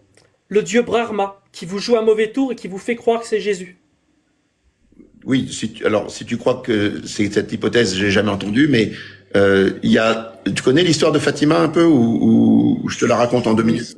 Non, c'est une de plus qui a sûrement été débunkée, mais je la prends pour vrai. Je la prends pour vrai, il n'y a pas de souci. Non, Fatima, c'est assez simple. C'est 3 enfants de moins de 10 ans qui disent qu'ils voient l'ange du Portugal, et puis à partir du 13 mai 1917, ils disent qu'ils voient tous les 13 du mois la Vierge Marie. Et donc c'est une apparition. Mais cette apparition, elle fait aussi une prophétie, c'est-à-dire qu'elle dit des prophéties sur le futur, mais elle dit aussi que le 13 juillet, elle dit que dans 3 mois, elle fera un signe pour que tous puissent croire. Et puis cette apparition donc fait qu'il y a de plus en plus de gens qui se rendent tous les 13 du mois sur place, et le 13 octobre, il y a une foule de plusieurs dizaines de milliers de personnes avec des athées, des non-croyants et toutes sortes. Et effectivement, à l'heure prévue, à l'heure solaire prévue, on va dire, c'est un petit détail là-dessus, il y a ce qu'on appelle le miracle du soleil, c'est-à-dire que les gens sur place et jusqu'à 34 km à la ronde vont avoir l'impression que le soleil tourne sur lui-même, change de couleur, fonce vers la terre, assèche les vêtements et le sol. Et donc, il se passe un phénomène météorologique comme on n'a jamais vu dans l'histoire du monde, qui était annoncé à l'avance par des enfants à Fatima, et des enfants qui parlaient de la Vierge Marie. Et derrière cette réalité, il faut trouver une explication. Quelle est l'explication la plus rationnelle? Alors, j'ai fait un livre qui s'appelle Dieu, la science, l'épreuve, qui parle de. Ah, c'est vous. Okay, d'accord. Qui parle de ce bouquin, qui parle de ce truc. Et depuis 107 ans que ça s'est arrivé, il y a jamais personne qui a donné une explication intelligente. On essaie de lister les trucs. Il y a premièrement, il s'est rien passé. C'est pas possible parce qu'on a ressorti tous les articles de presse anticléricales, parce qu'il y avait que des presses anticléricales à l'époque, avant, pendant et après le miracle. On a tout mis dans ce bouquin par extrait. Donc les gens ils disent qu'il s'est passé quelque chose. Est-ce que c'était une hallucination collective? Le terme a été inventé par Fatima, ça n'existait pas et c'est impossible. Est-ce que c'était un miracle météorologique, un phénomène cosmique? Est-ce que c'était on prend toutes les hypothèses et à la fin on dit non, ça n'existe pas. Il y a que l'hypothèse du miracle qui est crédible. Et alors ce qui est très intéressant, si tu veux, c'est que avec ce niveau de crédibilité, ce miracle-là, mais je pourrais t'en citer 15 autres. Je pourrais te citer Zeytoun, Fatima, Lourdes, Guadalupe, tout ce que Maria Valtorta, les linceul, tout ce que tu veux. Je peux te citer 1000 trucs, même puisqu'on a un projet qui s'appelle 1000 raisons de croire. Avec ce niveau de crédibilité, en fait, ça n'existe que dans l'Église chrétienne. Nulle part ailleurs. Et ça, je te mets au défi de me trouver un seul exemple aussi crédible dans la moindre religion au monde. Jamais, moi, ça fait 30 ans que je cherche sur ces sujets. J'ai jamais vu. Tiens, il y a Pierre qui veut dire quelque chose. Vas-y, Pierre. Il va nous donner un exemple. Pas moi, j'ai terminé. Je te demande, le défi que je vous donne, c'est. Non, vous n'avez pas prouvé que c'était pas Brahma. On a 2 hypothèses. 3. On a Brahma. Mais qui a parlé de Brahma? Étoffe ton hypothèse. Moi. Étoffe ton hypothèse. Moi, j'ai 2 hypothèses. J'ai Brahma. Non. Mais c'est un dieu. Je suis pas trop. Quand on donne une hypothèse, il faut l'expliquer. Genre, c'est quoi tes motifs de crédibilité pour croire ça, tu vois? Oui. Mais c'est le dieu qui a tout créé. Oui, mais qu'est-ce qui te fait croire que c'est ça? Ces miracles-là. Tony, on parle pas parce que l'air est gratuit. Quand on parle, c'est pour dire quelque chose avec une argumentation serrée. Oui, ce miracle-là, c'est Brahma. Alors, Tony, juste pour te dire, parmi les 70 000 personnes qui ont assisté au miracle et les 3 enfants qui l'ont désigné, il y a personne qui a émis ton hypothèse. Personne. Normal, ils ont été dupés par Brahma. Mais ça, c'est pas mon hypothèse favorite parce que moi, je suis athée. Mon hypothèse préférée, c'est celle-là. En fait, c'est moi. J'ai pris connaissance de ce miracle et il se trouve que dans le futur, je vais remonter dans le temps avec une technologie incroyable et je vais faire croire que toute la religion catholique est vraie. Ok. Alors, tu vois, là, il faut s'arrêter 5 minutes Et voilà, il faut que les gens qui sont de bonne volonté et qui cherchent la vérité, ils réfléchissent en se demandant si l'hypothèse que je défends ou la tienne est plus crédible. Et après, c'est un choix personnel. C'est un choix personnel. C'est un choix personnel. Mais comment on peut discriminer les deux à ce stade-là? Chacun va se demander si l'hypothèse que tu défends ou celle que je propose, qui est celle de l'Église catholique depuis le miracle de Fatima, voilà, laquelle est la plus crédible. Et là-dessus, personne ne peut convaincre personne à part, comme je dis, la bonne volonté. Donc, c'est pas une preuve, le miracle de Fatima. Mais je peux te signaler que c'est une preuve, absolument non, il vient de dire que ça va être l'avis des gens entre mon explication à moi et la sienne. Est-ce que tu peux pas exactement ce qu'il a dit. Est-ce que tu peux me donner une preuve qui m'oblige à croire à quelque chose? Une preuve qui oblige à croire à quelque chose? Non, si vous êtes irrationnel, je peux pas vous forcer à croire à quelque chose. Voilà. Donc, il n'y a pas de preuve qui oblige à croire à quelque chose. Ouais, mais quand on est rationnel, des preuves rationnelles doivent convaincre, bien sûr. Non, pas du tout. Moi, je peux te... vous n'êtes pas rationnel? Avec le même état d'esprit que celui que tu manifestes, je peux te dénier n'importe quelle preuve. Imagine dans une enquête criminelle. Ça fera de vous quelqu'un qui n'est pas rationnel. Non, mais Tony, si tu veux, imagine une enquête criminelle. Tu vois, une enquête criminelle dans laquelle on essaie de déterminer qui a tué la personne. Et là, il y a 10 caméras qui filment le tueur. Tony va t'expliquer qu'en fait, c'est Brahman qui a tué dans le futur. C'est Brahman qui a créé les vidéos. En fait, c'est une immense conspiration. Voilà. Enfin, tu vois, Tony, en fait, on dit pas que c'est une preuve, c'est pas 100%. Une preuve, c'est 99% ou 98, etc. Mais t'as toujours, si tu veux être de mauvaise volonté, si tu veux imaginer qu'en fait, tout est dans ta tête, si tu veux imaginer que c'est Brahman, comme tu dis, tu peux. Mais il y a des pourcentages de degrés de crédibilité d'une preuve. Est-ce que tu peux me donner un exemple de ce que tu appelles une preuve? Une preuve? Oui. Oh oui, par exemple, une expérience empiriquement, une expérience reproductible. Et qu'est-ce qui te fait croire que c'est pas Brahman qui te fait croire que c'est ça parce qu'il était dans le futur et qu'il a Absolument rien. Très bonne question. Et ça me permet de faire ma conclusion. Si vous le permettez, après je laisse la parole à Pierre. Exactement. Quand on est rationnel et logique, moi je suis agnostique. Je ne sais pas si Dieu existe. Bon, je sais que les dieux abrahamiques n'existent pas, il y a des contradictions dans ces livres, donc je suis gnostique de ces dieux-là. Mais c'est pour ça que je suis athée. Je vis sans ces dieux-là. Et jusqu'à preuve du contraire, je n'y crois pas. Ok. Et donc, ton explication, je voudrais juste que tu me résumes en 2 mots, avant de donner la parole à Pierre, ton explication de Fatima. Mais je connais pas Fatima. Mais je te l'ai raconté. En fait, vous pouvez me montrer tous les miracles que vous voulez, je ne pourrai pas, ça ne prouvera même pas que c'est votre religion qui l'a fait. Parce qu'elle peut être réclamée par d'autres religions. Elle peut être réclamée par le mormonisme, par l'église adventiste, par d'autres courants de votre religion que vous pourrez reconnaître. Je ne sais pas. C'est une hypothèse, Balzac, je connais pas votre courant. Tu vois? Mais ça peut être reconnu par Raël. Parce que Raël, c'est une nouvelle révélation qui inclut tous vos miracles. Non. Tous vos miracles, ils sont réclamés par les Élohim. Non. En fait, et maintenant, il va me falloir une expérience pour discerner entre les deux. Non, mais des miracles, je termine rapidement, je suis désolé. Des miracles. Il y en a des miracles incroyables par des musulmans, il y a des miracles incroyables en Inde. Cite-moi un seul, ça m'intéresse. Non, je vais pas perdre mon temps à en citer. Ça m'intéresse pas. Parce que quand on les prend tous un par un, on va toujours voir que ça ne se passe pas comme vous le dites. Un par un. On peut tous le faire. Que ce soit les hosties, que ce soit le Saint-Suaire, que ce soit le miracle de Fatima, tout a été débunké 1000 fois. Et moi, je suis athée et rationnel. Et en plus, j'utilise l'induction. Il va pas falloir que j'attende le 1001e. Je vais pas perdre mon temps à les débunker tous un par un. Parce que même si ils étaient vrais, que c'était des miracles, ça ne prouve ni votre religion, ni Allah, ni Brahma, ni un voyageur du futur, ni des extraterrestres. Qui a dit... Ouais. Donc, voilà. Je pense que Tony, je pense que les choses sont claires. En fait, il faut que les gens qui sont auditeurs de cette conversation se demandent si, en âme et conscience, comme on dit, si la position qui leur paraît la plus crédible et la plus raisonnable, c'est la tienne. Ou celle de Raël. Ou celle de Raël, ou la mienne. Et chacun décidera. Mais, si tu veux, à partir du moment où tu mets des hypothèses de Matrix ou de Brahman dans le futur qui va te faire croire à tout le monde et tout, et que tu mets ça sur le même plan que truc, en fait, tu peux plus conclure rien du tout. Tu peux même pas conclure une enquête de Sherlock. Et donc, on est agnostique, et donc, on est rationnel, on est athée. On ne peut pas conclure jusqu'à preuve du contraire. Exactement. C'est pas ça. C'est un sophisme que tu dis là, Tony.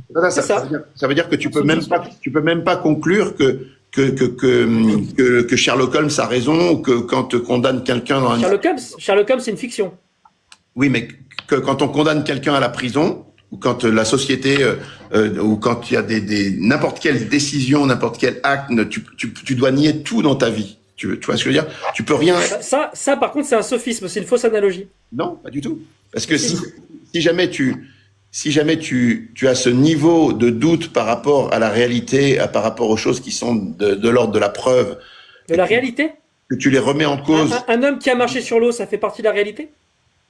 Ben, écoute, la vraie question sur Jésus, elle est assez simple. C'est est-ce que il est Dieu ou pas? Parce que s'il est Dieu, le fait qu'il ait marché sur l'eau et qu'il ait changé l'eau en vin, c'est pas un gros problème pour lui. Dans la réalité, il y a un homme qui a marché sur l'eau. Non, et la vraie question, non mais bien plus important que de marcher sur l'eau, c'est de ressusciter d'entre les morts, d'accord? Oui, et de condamner l'homosexualité, l'acte, bien sûr. Non, si jamais la question de fond sur Jésus, qui domine toutes les autres, c'est de savoir s'il est ressuscité d'entre les morts ou pas. Ouais. S'il est crédible de penser ça ou pas. Et Jésus, c'est Dieu? Parce que s'il est ressuscité d'entre les morts, c'est le plus grand miracle de tous les temps. D'accord? Et donc, dans ces cas-là, que le Dieu qui a créé les galaxies se soit dérangé pour cet homme, qui avait prétendu être Dieu par toute sa vie, pour le mettre en avant par le plus grand miracle de tous les temps, ça lui donne une crédibilité spéciale. Donc, oui, mais alors, cet homme qui condamne l'acte homosexuel, qui a marché sur l'eau, c'est Dieu? Oui, bien sûr. Et Dieu, c'est Jésus? Oui. Mais alors Jésus, il est pour l'esclavage ou il est contre? Jésus, il est pour l'amour puisqu'il est venu révéler l'amour. Donc. Oui, mais Jésus, c'est Dieu. Et Dieu, dans Lévitique et dans Exode, il autorise l'esclavage. Du coup, Jésus, il autorise l'esclavage. Qui c'est qui change de sujet maintenant? C'est qui change de sujet maintenant? Attends, mais Olivier peut répondre. Ah, mais tu changes de sujet. Non. La lecture de la Bible, si tu veux, c'est pas parce que des choses sont rapportées dans la Bible ou même réglementées dans la Bible que Dieu le veut.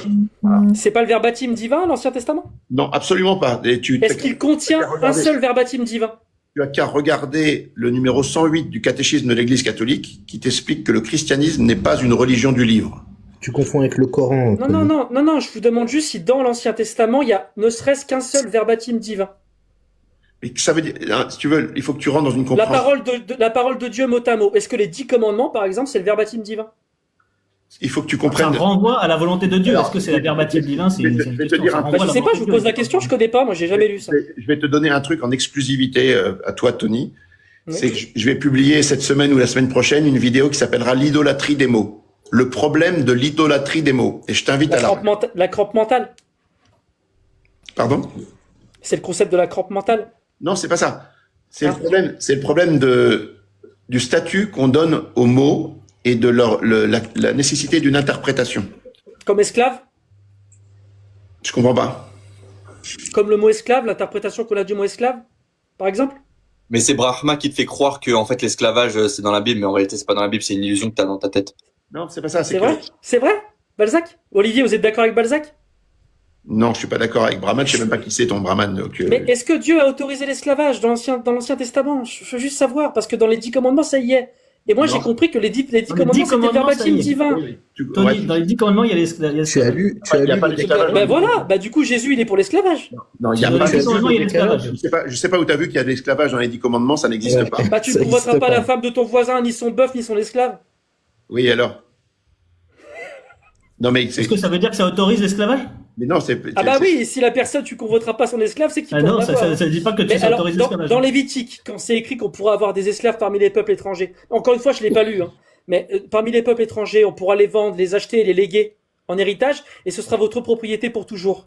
Qu'est-ce qu'il faut comprendre? C'est des lois prescriptives, c'est pas oui, de manière prescriptive. Dieu, il a autorisé ou pas? Je comprends rien. Moi, je me prends la tête avec ta fille, là. Est-ce que tu sais, c'est ce que disait Olivier dans son idolâtrie des mots, il dit qu'il faut les remettre dans un cadre donné. Tu vois, oui, bien sûr, dans le contexte de l'époque, il était pour Dieu?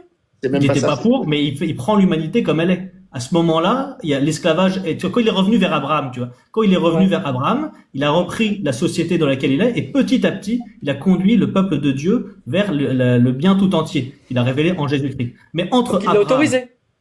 Abraham et Jésus-Christ, il y a tout un passage où Dieu amène progressivement son peuple vers le bien. Tu vois. Je vous laisse. Merci Olivier. Désolé Pierre, je te laisse avec Balzac et... Ravi de vous avoir rencontré, je vous ajoute. À bientôt. Merci à vous. À Désolé bientôt. si je suis un peu bouche-bouche, ça me passionne ces discussions. Non, mais t'as raison d'être passionné. Écoute, si t'es passionné par ces questions, c'est déjà, à mon avis, un point intéressant qui te distingue d'un légume. Donc, c'est intéressant. C'est des questions qu'il faut se poser. C'est des questions qui sont, la dignité de l'homme, c'est de chercher la vérité et de se poser ces questions-là. Il y a que les légumes qui se la posent pas. Donc, en fait, je pense que cette recherche est intéressante et je pense qu'elle doit être faite dans le secret de son cœur, avec la meilleure bonne volonté. Et moi, mon expérience personnelle, c'est que quand tu cherches vraiment avec bonne volonté, en fait, il y a des réponses. Voilà. Merci à vous. Merci. Si je peux me permettre, je demande à tes amis de pouvoir discuter, de débattre avec toi. 10 minutes après, à 21h30, on coupe. Mais vas-y, Pierre. Mais t'as plus ou moins la même possibilité. On coupe à 22h, ça va. On est 635 là. On va laisser un peu tourner. C'est Pascal qui me vraiment débattre avec Olivier. Mais... C'était super sympa, merci les gars. Je vais laisser la place à Pierre, je vais descendre. Okay, moins que vous... Sur l'esclavage, du coup, il l'a pas autorisé? Mais attends. À ce que je sache, je vais juste faire remonter Pascal. À ce que je sache, à l'heure actuelle, nous sommes catholiques. Ça veut dire que les catholiques, ils prennent l'Ancien Testament, le Nouveau Testament et aussi les enseignements de l'Église. En l'occurrence, là, toi, tu te bases uniquement sur les enseignements de l'Ancien Testament, tu te bases pas sur l'enseignement. L'Église, elle l'a interdit. L'Église, elle l'a interdit, je le sais. Ok, super. Ça veut dire que dans le catholicisme, c'est interdit. Premier point. Bien sûr. Deuxième point, lorsque tu as des lois prescriptives dans l'Ancien Testament, ça veut pas dire qu'ici, c'est des lois qui sont parfaitement en adéquation avec la société à l'heure actuelle. Tu vois, c'était des lois prescriptives. Maintenant, je te pose une question. Est-ce qu'il est immoral? Attends, je réponds à sa question, Pierre, puis je te laisse, je vais devoir descendre. Non, Dieu, il change pas d'avis. Tu as des lois prescriptives et des lois morales. Il change pas d'avis, il accompagne petit à petit l'homme vers le bien. Oui, donc il l'a autorisé. Pour accompagner, il l'a autorisé. Attends. Est-ce que pour toi, c'est immoral l'esclavage, oui ou non? C'est esclavage objectif? Oui. Objectivement? Oui. Tu peux faire une démonstration objective, s'il te plaît, que c'est immoral l'esclavage? T'as besoin devant tout le monde que je démontre que c'est mal l'esclavage, Balzac? Non, justement, attention. Moi, je considère que t'as besoin d'un livre pour savoir que c'est mal l'esclavage? Attention. Non, moi, c'est la loi naturelle. Je considère que l'esclavage est immoral. Attends, est-ce que t'as besoin du livre pour savoir que c'est mal l'esclavage? Ok, je te réponds. Nous, on sait que c'est pas bien. Mais toi, est-ce que vous avez besoin du livre de votre dogme pour savoir que c'est mal? Oui ou non? Je te réponds, de par la loi naturelle, on n'a pas besoin d'un livre pour pouvoir avoir une morale. Premier point. Bah moi c'est pareil, j'ai pas besoin d'un livre. Attends. Ok, d'accord. Mais sauf que, est-ce que tu crois en une morale objective? Mais tu sais bien que non. Non. Ok, super. Donc tu peux pas. Qu'est-ce que tu racontes, Tony? Attends, super. Mauvaise foi. Ok, super. Donc si tu ne crois pas en une morale objective. Mais vous avez pas besoin d'un dogme. Moi j'ai pas besoin d'un dogme, c'est tout. Je sais que c'est mal l'esclavage. Attends, pause. Laisse-moi parler vite fait, s'il vous plaît. Ça veut dire que Tony. C'est que ça. Pierre, laisse-le parler Balzac. Franchement, depuis le début. Pierre, laisse-le finir. Vas-y. Depuis le début du live, je suis mute, je parle pas beaucoup. Oui, c'est vrai. Tony, s'il te plaît, si précisément tu dis qu'il n'est pas immoral objectivement de condamner l'esclavage, je te pose une question. Est-ce qu'il est immoral objectivement de sauver un animal décédé, s'il te plaît? Mais je viens de te dire qu'il n'y a pas de morale objective. Moi, j'ai pas besoin d'un ça. Moi, je le condamne. Oui, c'est mal. Ok, super. Donc, et toi? Attends, une question pour une question. Donc, c'est mal. Dis-moi. Attends. Je vais répondre à tes questions, je vais répondre. Je vais prouver que c'est un piège. Non, parce qu'il va changer de sujet. Tu vois, ça se technique haute. Non. Je sais pas comment tu t'appelles haute. Antoine. Il va refuser de répondre à sa question piège. Non, je vais répondre à ta question. Parce qu'il sait que c'est un piège. Mais non, regarde, la preuve. Mais je le connais par cœur. Parce que tu sais ce qui va se passer. Pour te conduire à un endroit, c'est pour ça. Pas du tout. Attendez les gars, c'est un peu brouillon. Il a déjà dit. Merci Pascal. Merci de lui dire d'attendre. C'est un peu brouillon. Non mais il a compris. Il va me laisser finir. T'inquiète Pascal. Non, c'est moi. Donc en fait, le truc c'est ça. C'est que comme tu as accepté que excuse-moi. Tu m'as coupé la parole. Tu n'as pas besoin d'un livre. Chacun son tour. Tu coupes la parole. Tu as dit c'est l'ordre naturel. On coupe pas la parole. Attendez.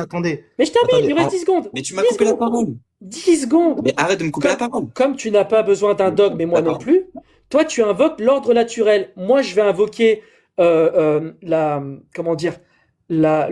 fait que je suis issu de de la sélection naturelle qui fait que je condamne ça. Tu ne peux pas prouver l'ordre naturel et je ne peux pas prouver mon paradigme. On est dans la même position. Ce que tu n'as pas compris, Tony, c'est que, étant donné que tu es athée, tu ne peux pas fonder ta morale objective. Effectivement, tu peux convoquer les lois d'un pays ou l'évolution biologique. Ah, t'as pas écouté ce que je viens de dire, je vais te répéter. Non, j'ai très bien entendu. Tony, j'aimerais terminer. La sélection naturelle. Oui, j'ai très bien entendu. Balzac invoque l'ordre naturel. Attends, excuse-moi. Ah bon, moi, depuis le début du live. Prouve-moi l'ordre naturel. Tu ne pas une morale objective et lui. Attends, Balzac, j'aimerais terminer. Mais Tony, est-ce que je peux terminer? Est-ce que je peux terminer, Tony? Parce que tu m'as pas écouté. Oui, mais est-ce que tu as écouté ce que j'ai dit? Parce que si tu refais l'homme Dubaï, je vais te couper la parole. Non, j'ai très bien écouté ce que tu as dit, mais en fait, tu peux pas fonder la morale objective sur l'évolution biologique, c'est pas possible. Mais il n'y a pas de morale objective. C'est pas mon paradigme, c'est le tien, ça. Oui, donc, alors, Balzac a raison de critiquer le fait que tu viennes lui reprocher l'esclavage, puisque tu peux pas reprocher. Qui a reproché l'esclavage à Balzac? Ben, depuis tout à l'heure, c'est ce que tu fais. Tu dis que dans la Bible, c'est mal l'esclavage. Mais si tu es athée. C'est lui qui m'a demandé si c'était mal, mais moi, c'est mal l'esclavage. Ok, maintenant, je peux parler. Tu es incohérent lorsque tu viens reprocher aux chrétiens l'esclavage dans la Bible. Mais qui a parlé des chrétiens? Attends. Non, tu sembles être quand même de mauvaise foi. Laisse-moi parler maintenant, s'il te plaît. Ben, je vais pas parler des chrétiens, moi. J'ai demandé si Dieu autorisait l'esclavage. Laisse-moi parler. En fait, Laissez à Balzac, c'est son tour. Depuis tout à l'heure, il veut parler. Merci. En fait, moi, je comprends pas. Depuis tout à l'heure, tu étais en train de discuter avec Olivier Bonassi, tu coupais personne. Et là, d'un coup, dès que moi je parle, tu me coupes la parole. Oui, parce que tu utilises pas les mêmes méthodes que lui. Parce que moi, tu parles tout de suite de sodomie de cadavre. Tu vois, t'es obligé de dire le mot parce que tu sais très bien que tu vas dans des problèmes. Non, mais on va couper court à cette discussion. Vas-y, Pierre, on t'écoute. Mais non, attends. Non. Allez, je vous laisse. Merci, Balzac, on reprend ça une prochaine fois. Balzac. En tout cas, c'était super, vraiment, merci. On t'écoute. Merci, Tony. Merci. Salut, Tony. Comment conclure ou... Je vais conclure, merci. Non, laisse Pierre parler et puis vous pouvez échanger avec Pierre. Il a l'air plus posé. Là comme ça, j'écoute depuis tout à l'heure, du coup, je sais plus de quoi. Il a le même point de vue que Tony, Pierre. Pardon?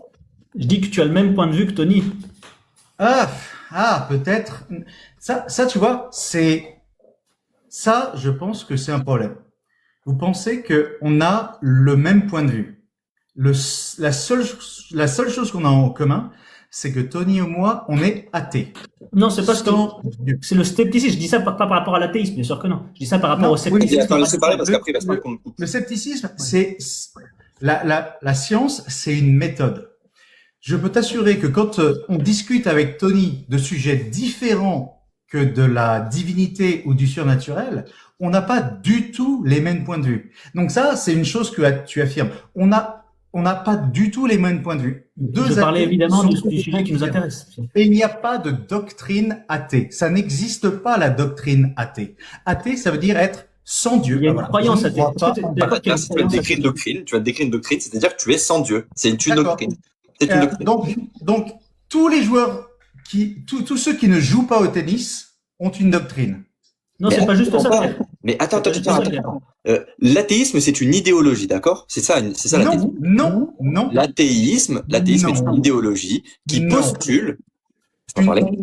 Non, parce que je viens de dire pas me couper la parole constamment. Je viens de dire l'inverse et tu as dit, tu viens de le prouver. Mais t'es pas d'accord, Pierre, mais laisse Balzac parler. T'es pas d'accord, on a compris. Pierre, on conçoit que tu... Attends, Balzac. Pierre, on conçoit que tu sois pas d'accord, mais pour qu'on puisse s'entendre, il faut laisser l'autre parler. Avec plaisir, juste une phrase. Avec plaisir, mais si il dit que je viens de dire l'inverse de ce que j'ai dit, mais tu lui répondras après. Eh ben, tu répondras après parce que sinon c'est pas intelligible. L'échange ne peut pas se faire. Ça marche. Alors, on va prendre la définition de doctrine. Ensemble de notions qu'on affirme être vraies et par lesquelles on prétend fournir une interprétation des faits orientée ou diriger l'action. Synonyme, idéologie, système. Toi, à l'heure actuelle, Pierre, tu es dans un système athée. C'est-à-dire que tu postules que Dieu n'existe pas, jusqu'à preuve du contraire. Non. Donc toi, en tant qu'athée, tu ne dis pas que Dieu n'existe pas jusqu'à preuve du contraire. Non. Donc c'est quoi la définition de l'athée, s'il te plaît? Je suis sans Dieu. Je ne sais pas s'il existe un Dieu. Ça s'appelle l'agnosticisme. Attends. Tu ne postules pas que Dieu n'existe pas jusqu'à preuve du contraire? Mais je ne postule pas qu'il y a un nain qui saute sur la Lune tout de suite. Est-ce que Dieu n'existe pas jusqu'à preuve du contraire, oui ou non? Il n'y a pas de nain qui saute sur la Lune jusqu'à preuve du contraire tout de suite. Quoi le rapport? Ok, super. Donc tu viens d'affirmer. Très bien. Donc à partir du moment où est-ce que tu affirmes que Dieu n'existe pas jusqu'à preuve du contraire, ou à partir du moment où est-ce que tu te places dans un système d'idéologie, c'est-à-dire que tu as un système qui te dit être sans Dieu, à partir de ce moment-là, oui, Pierre, tu es dans une idéologie. Et tu es dans l'idéologie athée. Maintenant, Pierre, s'il te plaît, allons droit au but. est-ce que Dieu, d'accord, tu as des arguments pour prouver qu'il n'existe pas? Juste oui ou non? Tu peux pas faire ça. Tu dis, je vais répéter ce que tu as dit. Tu as dit que je suis dans une idéologie parce que je dis Dieu n'existe pas jusqu'à preuve du contraire. Et ensuite, tu dis que il faut que j'ai des arguments pour prouver que Dieu n'existe pas. Ce sont des affirmations qui n'ont rien à voir avec ce que je dis et j'en ai rien à faire de ce que tu mets sur ton écran. Est-ce que, sincèrement, Balzac, et s'il vous plaît, les deux autres. T'as pas dit que t'en avais rien à faire? Je suis sincère avec vous. Mais t'as dit que t'en avais rien à faire, pourquoi tu lis? Attends, Pierre, termine ton propos. J'essaie d'être sincère avec vous, de vous dire ce que moi je pense. Je suis pas en train de te dire, Balzac, puisque tu es catholique, tu penses comme Augustin le pensait, qu'il fallait faire que toute personne qui n'était pas catholique devait se faire prendre ses biens et être exilé. Je ne te fais pas ce procès-là. Et pourtant, tu es catholique et Augustin le faisait. Donc, je ne te fais pas ce procès-là. Pourquoi est-ce que ce que tu imagines que je pense, qui n'est même pas ce que je pense, pourquoi est-ce que tu me fais le procès de quelque chose que je n'ai jamais dit? D'accord, je vais te répondre. Bon, déjà, tu dois apporter ta preuve par rapport à Saint-Augustin. Premier point. Deuxième point, tu as dit que tu étais athée. En ce sens, mais moi aussi, je lisais les confessions de Saint-Augustin. Donc, tu as dit que tu étais athée. En conséquence, tu es dans l'athéisme.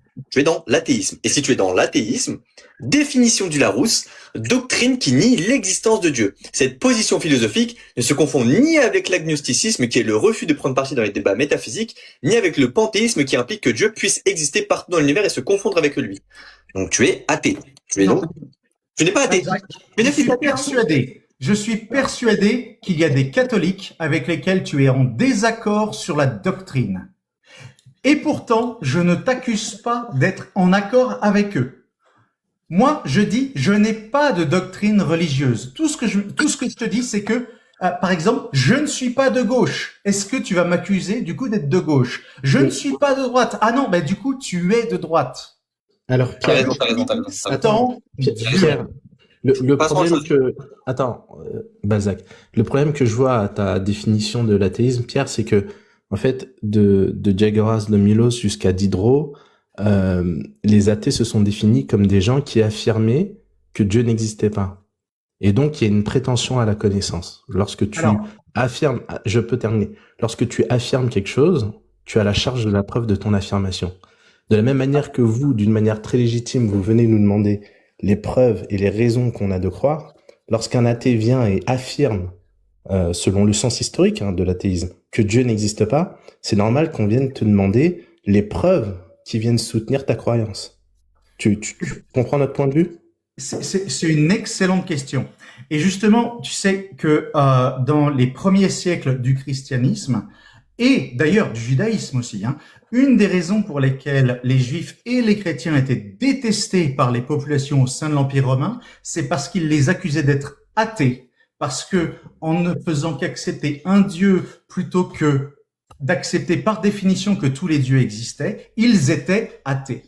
Et de la même manière que le terme athée, parce que vous êtes tous athées d'un point de vue de l'Antiquité, vous êtes tous athées d'un point de vue de l'Antiquité. Le terme a évolué de la même manière qu'il a évolué. Je suis agnostique parce que je ne sais pas s'il existe un Dieu. Mais merci, je suis c'est ça qu'on veut entendre. Parce que je ne crois pas dans un Dieu.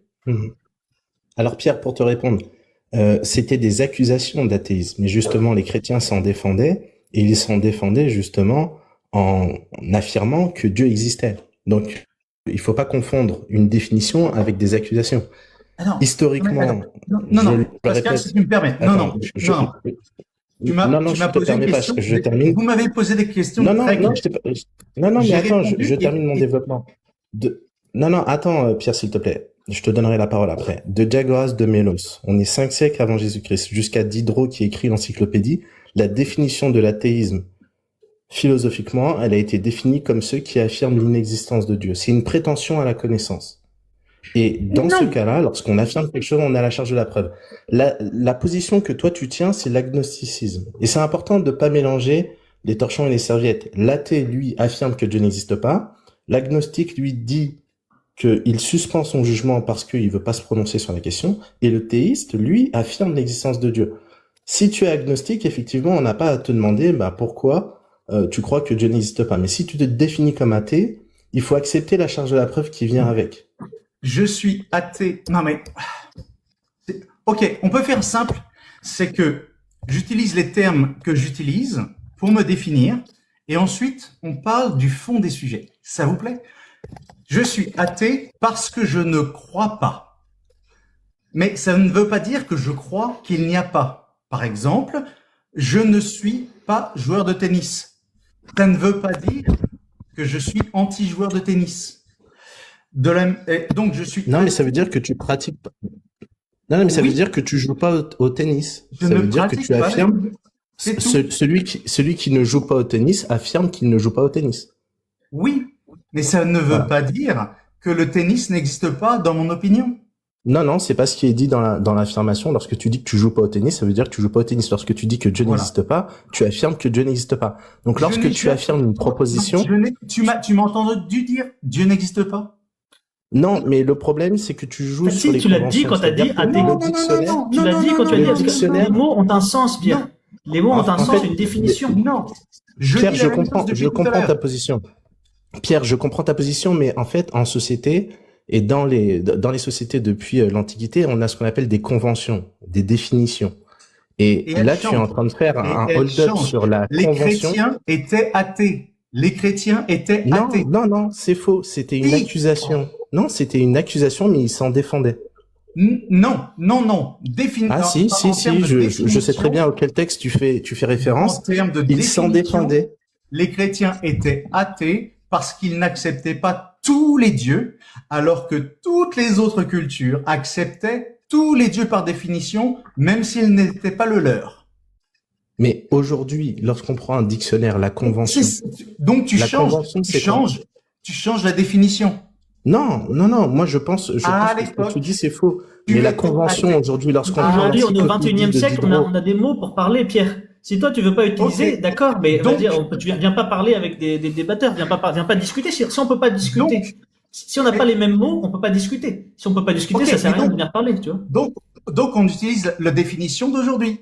Et moi, je te dis, je suis athée parce que je ne crois pas en Dieu. Je suis sans Dieu. C'est pas la convention et un micro-groupe de personnes, ça. En fait, Pierre, effectivement, on observe depuis à peu près une dizaine d'années des gens qui étaient agnostiques, qui se disent maintenant athées, sans accepter la charge de la preuve. Mais ce mouvement-là, il est récent, mais ça fait pas encore, si tu veux, consensus. Aujourd'hui, au niveau académique, dans les publications académiques en philosophie, on utilise le terme athée, agnostique et théiste dans le sens que nous, on l'utilise. Que vous souhaitez faire un changement et provoquer un changement, pourquoi pas, mais vous êtes ultra minoritaire. Et ici, lorsqu'on discute, on utilise les conventions qui sont admises par le plus grand nombre et au niveau académique et universitaire. S'il te plaît, on va partir, même si je pense que ce terme n'est pas complet et ne correspond pas à ce que je suis, je vais partir de votre définition. Je ne suis pas athée dans votre définition. Je suis agnostique dans votre définition. Selon le dictionnaire, on peut le dire. Le Robert, le Larousse, on peut tous les ouvrir. Oui, mais moi, je parle pas le vulgaire, donc il n'y a pas de souci. On peut prendre l'encyclopédie de Diderot, on peut prendre le Littré, on peut prendre de tout ce que tu veux. Le but, c'est aussi de pouvoir avoir des discussions avec des gens normaux, tu vois, Pierre. C'est possible. Mon objectif, c'est d'arriver à une vraie discussion sur les sujets de fond. Vous ne faites que parler. Alors, c'est quoi ton objection de fond? Vas-y, Pierre, c'est quoi ton objection de fond? Tu ne peux pas prouver la Bible avec la Bible. Tu dois avoir une preuve extérieure et un miracle, une affirmation que, pour moi, un miracle, la manière dont je le définis, c'est que les lois de la physique ont cessé de fonctionner à un moment donné. Et une affirmation aussi fondamentale doit avoir des preuves extrêmement probantes. Et juste, qu'est-ce que tu appelles, parce que là on est d'accord avec toi, on est 100% d'accord avec toi, enfin juste, pas pour la Bible, là, je n'étais pas entièrement d'accord parce qu'il faudrait préciser les mots, mais la deuxième partie, juste, qu'est-ce que tu appelles une preuve? Par exemple, qu'est-ce qui serait une bonne preuve d'un miracle eucharistique? Qu'est-ce qui serait pour toi une preuve suffisante? Une preuve, c'est quelque chose que tu peux tester avec de l'extérieur et que tu peux reproduire avec un groupe contrôle. Mais par exemple, le miracle eucharistique, comment ça se mettrait en place? Qu'est-ce qu'il faudrait qu'on arrive à faire et qu'on n'arrive pas à faire là pour prouver si vraiment, parce que imaginons imaginons qu'il y ait vraiment une hostie qui se transforme en chair, fiction. Qu'est-ce qu'il faudrait réellement dans le réel pour prouver cette chose voilà. Que tu puisses faire la même chose à un autre endroit avec des gens qui n'ont pas envie de croire à l'origine. Oui, mais qu'est-ce que tu veux dire par « il faudrait que tu puisses faire la même chose » ? La vraie question, hein, c'est pas pour piéger du tout, hein, c'est vraiment une vraie question de fond que ça m'intéresse vraiment. Et ça intéresse Pascal aussi. Ça me semble pas très compliqué. Si tu as une hostie qui se transforme en chair, oui, tu dois avoir la possibilité de mettre en place une expérience dans laquelle il y a beaucoup d'observateurs qui vont tirer des conclusions et que tu puisses faire à côté la même expérience avec plusieurs observateurs qui observent quelque chose, mais sauf que c'est faux et on leur demande si ils ont observé ce qui n'a pas été observé puisque c'est le groupe contrôle et qu'ensuite tu puisses faire l'expérience à l'extérieur de ça plusieurs fois. Mais du coup, pour le miracle eucharistique, j'entends, merci. Et pour le miracle eucharistique, ça se traduit comment? Parce qu'en fait, nous, on dit que c'est Dieu qui, de sa volonté, transforme, pour nous donner un signe, transforme un morceau de pain. Mais c'est ça le problème. D'accord, oui, mais justement, c'est là où je veux en venir. C'est ça le problème. Oui, je sais que c'est ça que pour toi c'est le problème, Pierre. Et c'est là où je veux en venir, c'est que toi tu vas me dire, alors dis-moi si je me trompe, tu me dis. Hein, pas besoin non plus d'être dans les micro détails. Toi, tu vas dire que oui, ce que nous on prétend être, c'est toujours improuvable. Et donc du coup, personne ne pourra jamais vraiment, selon ta définition, personne ne pourra jamais reproduire la chose. Je ne dis pas que c'est toujours improuvable, parce que si c'est prouvable, ça l'est. En revanche, comment peux-tu distinguer comment peux-tu distinguer tes miracles eucharistiques des miracles de l'islam, du judaïsme et de toutes les religions sur terre? Avec ta méthode. Il y a pas justement avec ta méthode. En fait, nous on utilise des méthodes bien précises, analyse à l'aveugle dans des laboratoires, etc. Que ça, ce genre d'études n'est pas proposé, par exemple, que par l'islam ou par le judaïsme. Tu vois. Et donc. Pardon. Mais tu rigoles ou quoi? Tu rigoles. Attends, tu viens de me dire que les juifs, ils ne mettent pas en place de tests scientifiques sur leurs miracles. Moins que les chrétiens. Donne-moi un exemple. Non, mais bon, en tout cas, tu non, mais sincèrement, Attends, Pierre, j'aimerais répondre. Tu penses que seuls les chrétiens mettent des expériences pour tester leurs miracles? Sincèrement. Déjà, on pense que s'il te plaît, Pascal. Non, mais déjà les juifs sont pas. Pascal, s'il te plaît, j'ai posé une question. Sincèrement, tu penses que seuls les chrétiens mettent en place des expériences pour tester leurs miracles? Alors, déjà, je vais te répondre. Les juifs ne sont pas Pascal, s'il te plaît, laisse-le répondre. Mais je peux répondre, en fait. Non, mais laisse-le. Mais imaginons, Pierre, imaginons que j'ai même pas la réponse.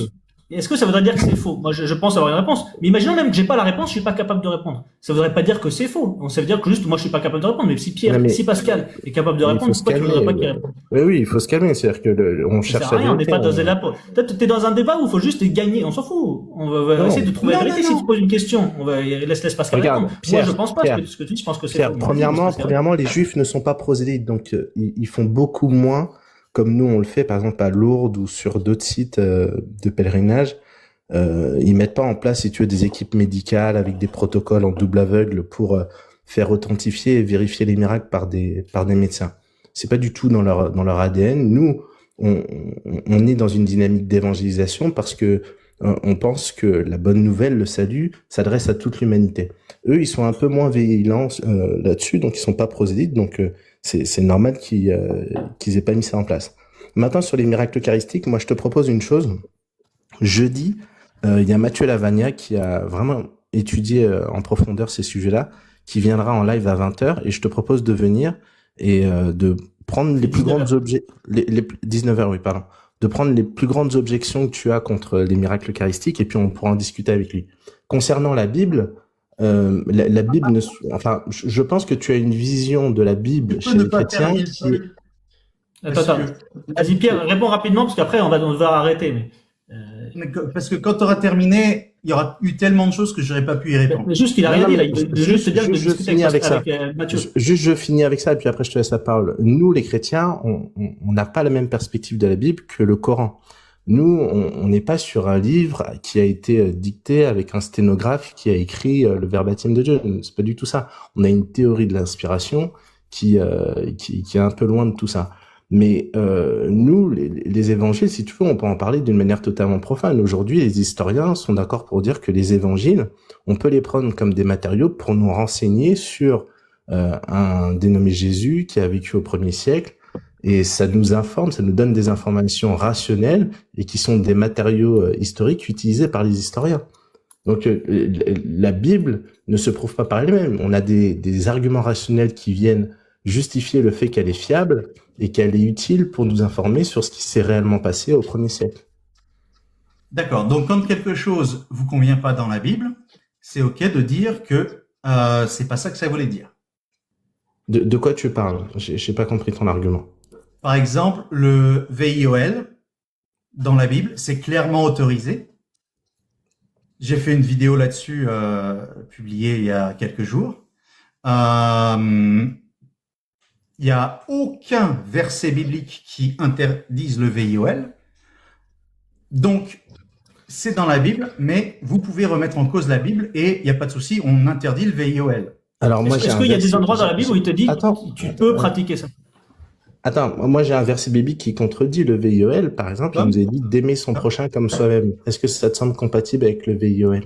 Tout dépend de ta définition d'aimer. C'est ça le truc, c'est que la définition d'aimer dans la Bible change continuellement, et à partir du moment où tu considères que, par exemple, aimer une femme, c'est d'accepter le fait qu'elle soit une propriété, comme c'est le cas dans l'intégralité de l'Ancien Testament, et qui n'est nié nulle part dans le Nouveau Testament, eh bien, si c'est ça ta définition, ça l'est de la même manière qu'il y a beaucoup d'êtres humains qui considèrent que aimer un animal... Attends, on peut rester sur aimer. On peut rester sur aimer parce que tu as dit qu'il n'y a pas de définition de l'amour dans la Bible, mais il y en a une. Non, il y en a plein. Et il y en a plein. J'ai pas dit qu'il y en avait pas, j'ai dit qu'il y en avait plein. Laisse-moi terminer. Dans Jean 4,19, la Bible nous explique qu'est-ce que c'est que l'amour. C'est le fait d'agir pour l'autre sans intérêt. C'est-à-dire qu'on agit dans l'intérêt de l'autre. Est-ce que ça te va comme définition? Agir dans l'intérêt de l'autre. C'est-à-dire aimer, c'est faire les choses pour l'autre. 1 Jean 4,19, car Dieu, en fait, c'est le verset qui dit que Dieu nous a tant aimé qu'il n'a pas attendu qu'on... Attends, je peux te le lire si tu veux. Oui. Alors, le truc, c'est que l'intégralité des évangiles selon Jean, c'est écrit pour parler à un homme, et chaque fois qu'il s'agit d'une femme, c'est tu la traiteras de cette manière-là. Alors, tiens, je te lis. L'intégralité des évangiles selon Jean, ouais. Ça s'adresse aux hommes, ça ne s'adresse pas aux femmes, ni à la manière dont tu dois traiter les femmes. Mais pour ça, il faut connaître un peu la Bible. Je suis désolé. Et alors, même si tu dis ce que tu dis, c'est vrai, on peut douter, mais moi, peut-être que tu as fait une recherche là-dessus. En quoi ça prouve qu'il faut traiter mal les femmes? Ça, simplement, peut-être que l'évangéliste, qui s'inscrit dans une culture particulière, s'exprime selon sa culture. En quoi c'est un problème? Je n'ai pas dit qu'il fallait maltraiter les femmes. J'ai dit que selon la Bible, et il n'y a rien dans le Nouveau Testament qui change cette conception, c'est que la femme est la propriété d'un homme, soit son père, soit son mari. Et c'est la raison pour laquelle, dans les traditions chrétiennes, le père mène sa fille jusqu'à l'autel pour la transition de propriété, et c'est la raison pour laquelle la transition de propriété, c'est la transition de protection. Mari doit demander la main au père et pas à la fille. Pierre, je pense que tu as mal compris les évangiles. Alors, dans 1 Jean 4,19, donc pour nous l'aimons parce qu'il nous a aimés le premier. Si quelqu'un dit j'aime Dieu et qu'il haït son frère, c'est un menteur, car celui qui n'aime pas son frère qu'il voit, comment peut-il aimer Dieu qu'il ne le voit pas? Et nous avons de lui ce commandement, celui qui aime Dieu aime aussi son frère. Donc, l'amour, attends, laisse-moi terminer. L'amour au sens chrétien, c'est pas quelque chose de théorique. D'accord? C'est une des vertus qui nous est donnée, c'est d'imiter le Christ, et aimer l'autre, c'est se donner comme le Christ s'est donné. Pour ce qui est de la question des relations entre l'homme et la femme, le texte biblique est très clair aussi. Paul dit, il demande aux maris d'aimer leur femme comme Christ a aimé l'Église, c'est-à-dire le don total et gratuit envers l'autre. On est loin du tableau que tu es en train de nous dépeindre. L'amour que les hommes doivent avoir envers leurs femmes, c'est pas du tout celle du rapport qu'il y a entre un homme et son bureau, un meuble ou une propriété qu'il aurait. Non, Pascal, je suis désolé, tu me donnes des termes extrêmement vagues. Je peux t'assurer,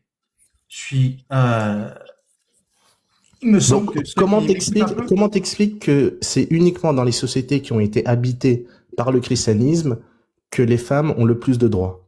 Comment t'expliques ça? C'est absolument faux. Tu veux qu'on fasse un petit peu de civilisation comparée? Tu veux qu'on aille voir dans les...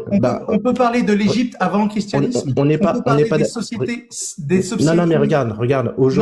Aujourd'hui, dans quelle région du monde les femmes ont le plus de droits? Non.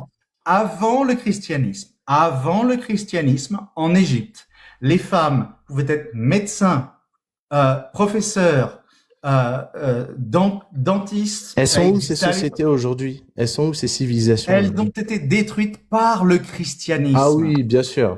C'est le méchant christianisme qui a tout détruit. Oui. Non mais attends Pierre, juste j'ai une question moi. C'est quoi dans la Bible, dans la tradition chrétienne qui se tire de la Bible, la créature, c'est qui la créature la plus parfaite? Dieu. Pour les chrétiens, à partir de la Bible, c'est qui la créature la plus parfaite? Dieu. La créature, j'ai dit. Non, c'est Marie. Dieu, c'est pas une créature. Non, absolument pas. Ça, c'est ta compréhension catholique. C'est ta compréhension catholique. Même pour les protestants. Les protestants, ils croient que Marie est la mère de Dieu. Excuse-moi, Pierre. Même les protestants. Mais bien sûr que si. Ah si, oui. si. Non, mais mais ça veut pas dire qu'ils la prennent pour la créature la plus parfaite. Mais bien sûr que si. Donc, non, vous mélangez les choses. La créature la plus parfaite chez les protestants, c'est pas Marie du tout. Même l'argument principal des protestants contre les catholiques, c'est que les protestants accusent les catholiques de prier Marie comme si elle faisait pas partie de la Trinité, parce que les protestants accusent les catholiques. Que c'est faux. Déjà, les catholiques. Donc, non, pas du tout. Là, tu confonds avec le Coran. C'est le Coran qui met Marie dans la Trinité. Mais si. Déjà, tu confonds avec le Coran, et même pour les protestants, Marie est la mère de Dieu, Pierre. Oui, mais ils ne pensent pas que c'est la créature la plus parfaite. Peut-être qu'il y a d'autres créatures. Peut-être qu'elle n'est pas parfaite absolument, selon les protestants, mais elle est plus parfaite que les autres créatures. Attendez, vous venez d'essayer tous les deux de dire que la créature la plus parfaite selon le christianisme, ce serait Marie, et en disant, même les protestants le disent, alors que c'est pas le cas. Et là, Pierre, vous continuez, mais c'est quand même vrai, tu te mets des œillères, Pierre, parce que déjà, tu constates pas que le christianisme a été un progrès pour les femmes. Les sociétés aujourd'hui qui ont été habitées par le christianisme sont les sociétés dans lesquelles les femmes ont le plus de droits. Moi, je préfère vivre aujourd'hui dans la France qui a hérité du christianisme et de sa culture qu'en Arabie Saoudite. Qu'en Arabie Saoudite. Débarrassé du christianisme. Et je préfère même, regarde, toi tu es athée, je préfère être une femme en France en 2026 plutôt que une femme sous l'époque de Staline dans un pays athée. C'est-à-dire, à un moment donné, lorsque tu compares les idéologies et ce qu'elles produisent, tu peux pas nier que le christianisme a été pour les femmes quelque chose de libérateur. Et il vaut mieux être une femme au 2e siècle en Égypte ou au 3e siècle avant notre ère en Égypte qu'une femme en Égypte au 4e et 5e siècle. Est-ce qu'on pouvait être esclave? On pouvait être esclave ou pas femme en Égypte à ton époque? Non. Ah bon, il y avait pas d'esclaves en Égypte. Il y avait des esclaves, mais c'est pas parce que tu étais une femme. Donc, je répète ma question. Est-ce que tu pouvais être esclave, femme à cette époque? Tu changes le sujet. Non, je pose une question simple. Est-ce qu'il y avait des femmes esclaves à cette époque en Égypte? Après, on va couper le live. Certainement, oui. Pardon? Certainement, oui. Oui, voilà. Mais il y en avait aussi en Israël. Donc toi, tu préfères une époque où les femmes étaient encore en esclavage. Je te signale que dans les sociétés chrétiennes et celles qui ont été habitées par le christianisme, les femmes ne sont pas esclaves. Donc je préfère ces époques-là à ce que tu proposes. Depuis quand les femmes ne sont pas esclaves? On se voit jeudi, les amis. Les femmes ne sont pas esclaves sous le christianisme? Peu importe le temps que ça prend. Depuis quand? Non, mais je sais pas. Mais regarde, je Depuis t'explique quand quelque les chose. femmes peuvent voter en France? Alors, Pierre, regarde, je vais t'expliquer quelque chose. Depuis quand les Ça, femmes c'est un peuvent argument voter? pourri, On a Pierre. entendu C'est un Pierre. argument pourri. On a entendu Pierre, Pourquoi regarde. c'est pourri? Depuis En fait, hier. je peux te dire, Depuis quand les femmes, depuis Pierre, quand depuis les hier. femmes te dire ont le pourquoi c'est droit pourri, après, on va couper. Depuis hier, d'accord? Depuis hier, si tu veux. Mais peu importe. Nous, ce qui nous importe, c'est que dans le christianisme, dans l'idéologie du christianisme, tu as tous les fondements pour qu'à maturité, les esclaves soient libérés, les femmes soient libres, que les droits humains soient les plus élevés et les plus enviables. C'est pour ça que tout le monde veut venir en Europe, tout le monde veut venir dans les pays où le christianisme a été au fondement des lois et des rapports entre les humains, parce que c'est le meilleur des mondes, c'est les meilleures sociétés aujourd'hui dans le monde, c'est les sociétés qui ont été habitées par la foi chrétienne. Ça, tu peux faire une carte en fait et regarder la France en Europe et les pays qui ont été habités par le christianisme, et tu vois là où les gens veulent aller. C'est aussi simple que ça. En fait, non mais, Pascal, s'il te plaît, écoute-moi. Sincèrement. Tu m'as posé une question sur où est-ce que c'était potentiellement mieux d'être une femme que dans les pays chrétiens. Je t'ai donné une réponse très claire en expliquant qu'il y avait des sociétés antiques, et je t'ai donné l'exemple de l'Égypte que j'ai essayé de détailler. Oui, mais ton exemple, j'ai l'impression que tu sors ton chapeau. S'il te plaît, j'essaye de terminer. Et tu reviens à aujourd'hui. Mais aujourd'hui, c'est extrêmement récent que les femmes aient des droits. Donc, quand je réponds à ta question en disant il y avait des sociétés qui étaient bien mieux que le christianisme pour les femmes, et tu me dis, en fait, tu l'ignores. Et puis ensuite, tu dis, oui, mais aujourd'hui. Non, en Égypte antique, il y avait des esclaves, ça je l'ignore pas, et je pense que mais des hommes n'importe aussi, quelle à femme. égalité. Oui, mais non, mais donc du coup, c'est pas mieux en fait. Nous, on est humanistes. C'est pas ça la question. D'un point de vue tu chrétien, m'as demandé justement. À quel moment de l'histoire c'était mieux d'être Oui, mais c'était pas mieux. Oui, mais c'était pas mieux puisqu'il y avait des femmes en esclavage. Donc c'est pas intéressant en fait. Ok. Sous l'Égypte antique, il y avait des esclaves, hommes et femmes. Oui. Oui, donc c'est pas le modèle de société que je veux. Sous le christianisme, jusqu'à très récemment, les femmes étaient la propriété de leur père ou de leur mari. Est-ce qu'elles étaient esclaves? C'est pas parce que les accompagnent à l'hôtel que c'est la propriété de leur père ou de leur mari. C'est pas parce qu'ils accompagnent à l'hôtel. Ah si, mais non. C'est le symbole de la protection, c'est normal. Le père, traditionnellement, il protège sa fille et il transmet cette protection à son mari, et c'est pour ça qu'il l'accompagne et qu'il la confie à un mari. Oui, c'est dans l'ordre des choses. Ça s'appelle de la propriété. Non, ça s'appelle pas de la propriété, ça s'appelle de la protection du plus faible. Un homme est plus fort qu'une femme. Et la femme, traditionnellement, oui, elle est sous la protection de son père. Et lors de son mariage, elle se passe sous la protection avec Mathieu. Ouais, je t'invite vraiment si tu veux, à regarder sincèrement et objectivement les choses, parce que moi j'ai jamais entendu cet argument. Il faut revenir à l'époque des sociétés antiques. Personne veut ça. Aujourd'hui, les sociétés où la marche du progrès a libéré les hommes et les femmes, ce sont les sociétés qui ont été habitées par le christianisme. Moi, je trouve cet argument complètement fou de dire que le christianisme c'est moins bien que l'Égypte antique où les femmes et les hommes étaient en esclavage. Je veux dire, c'est complètement lunaire. Mais viens jeudi, avec plaisir. On en discutera. Vous me permettez de conclure du coup?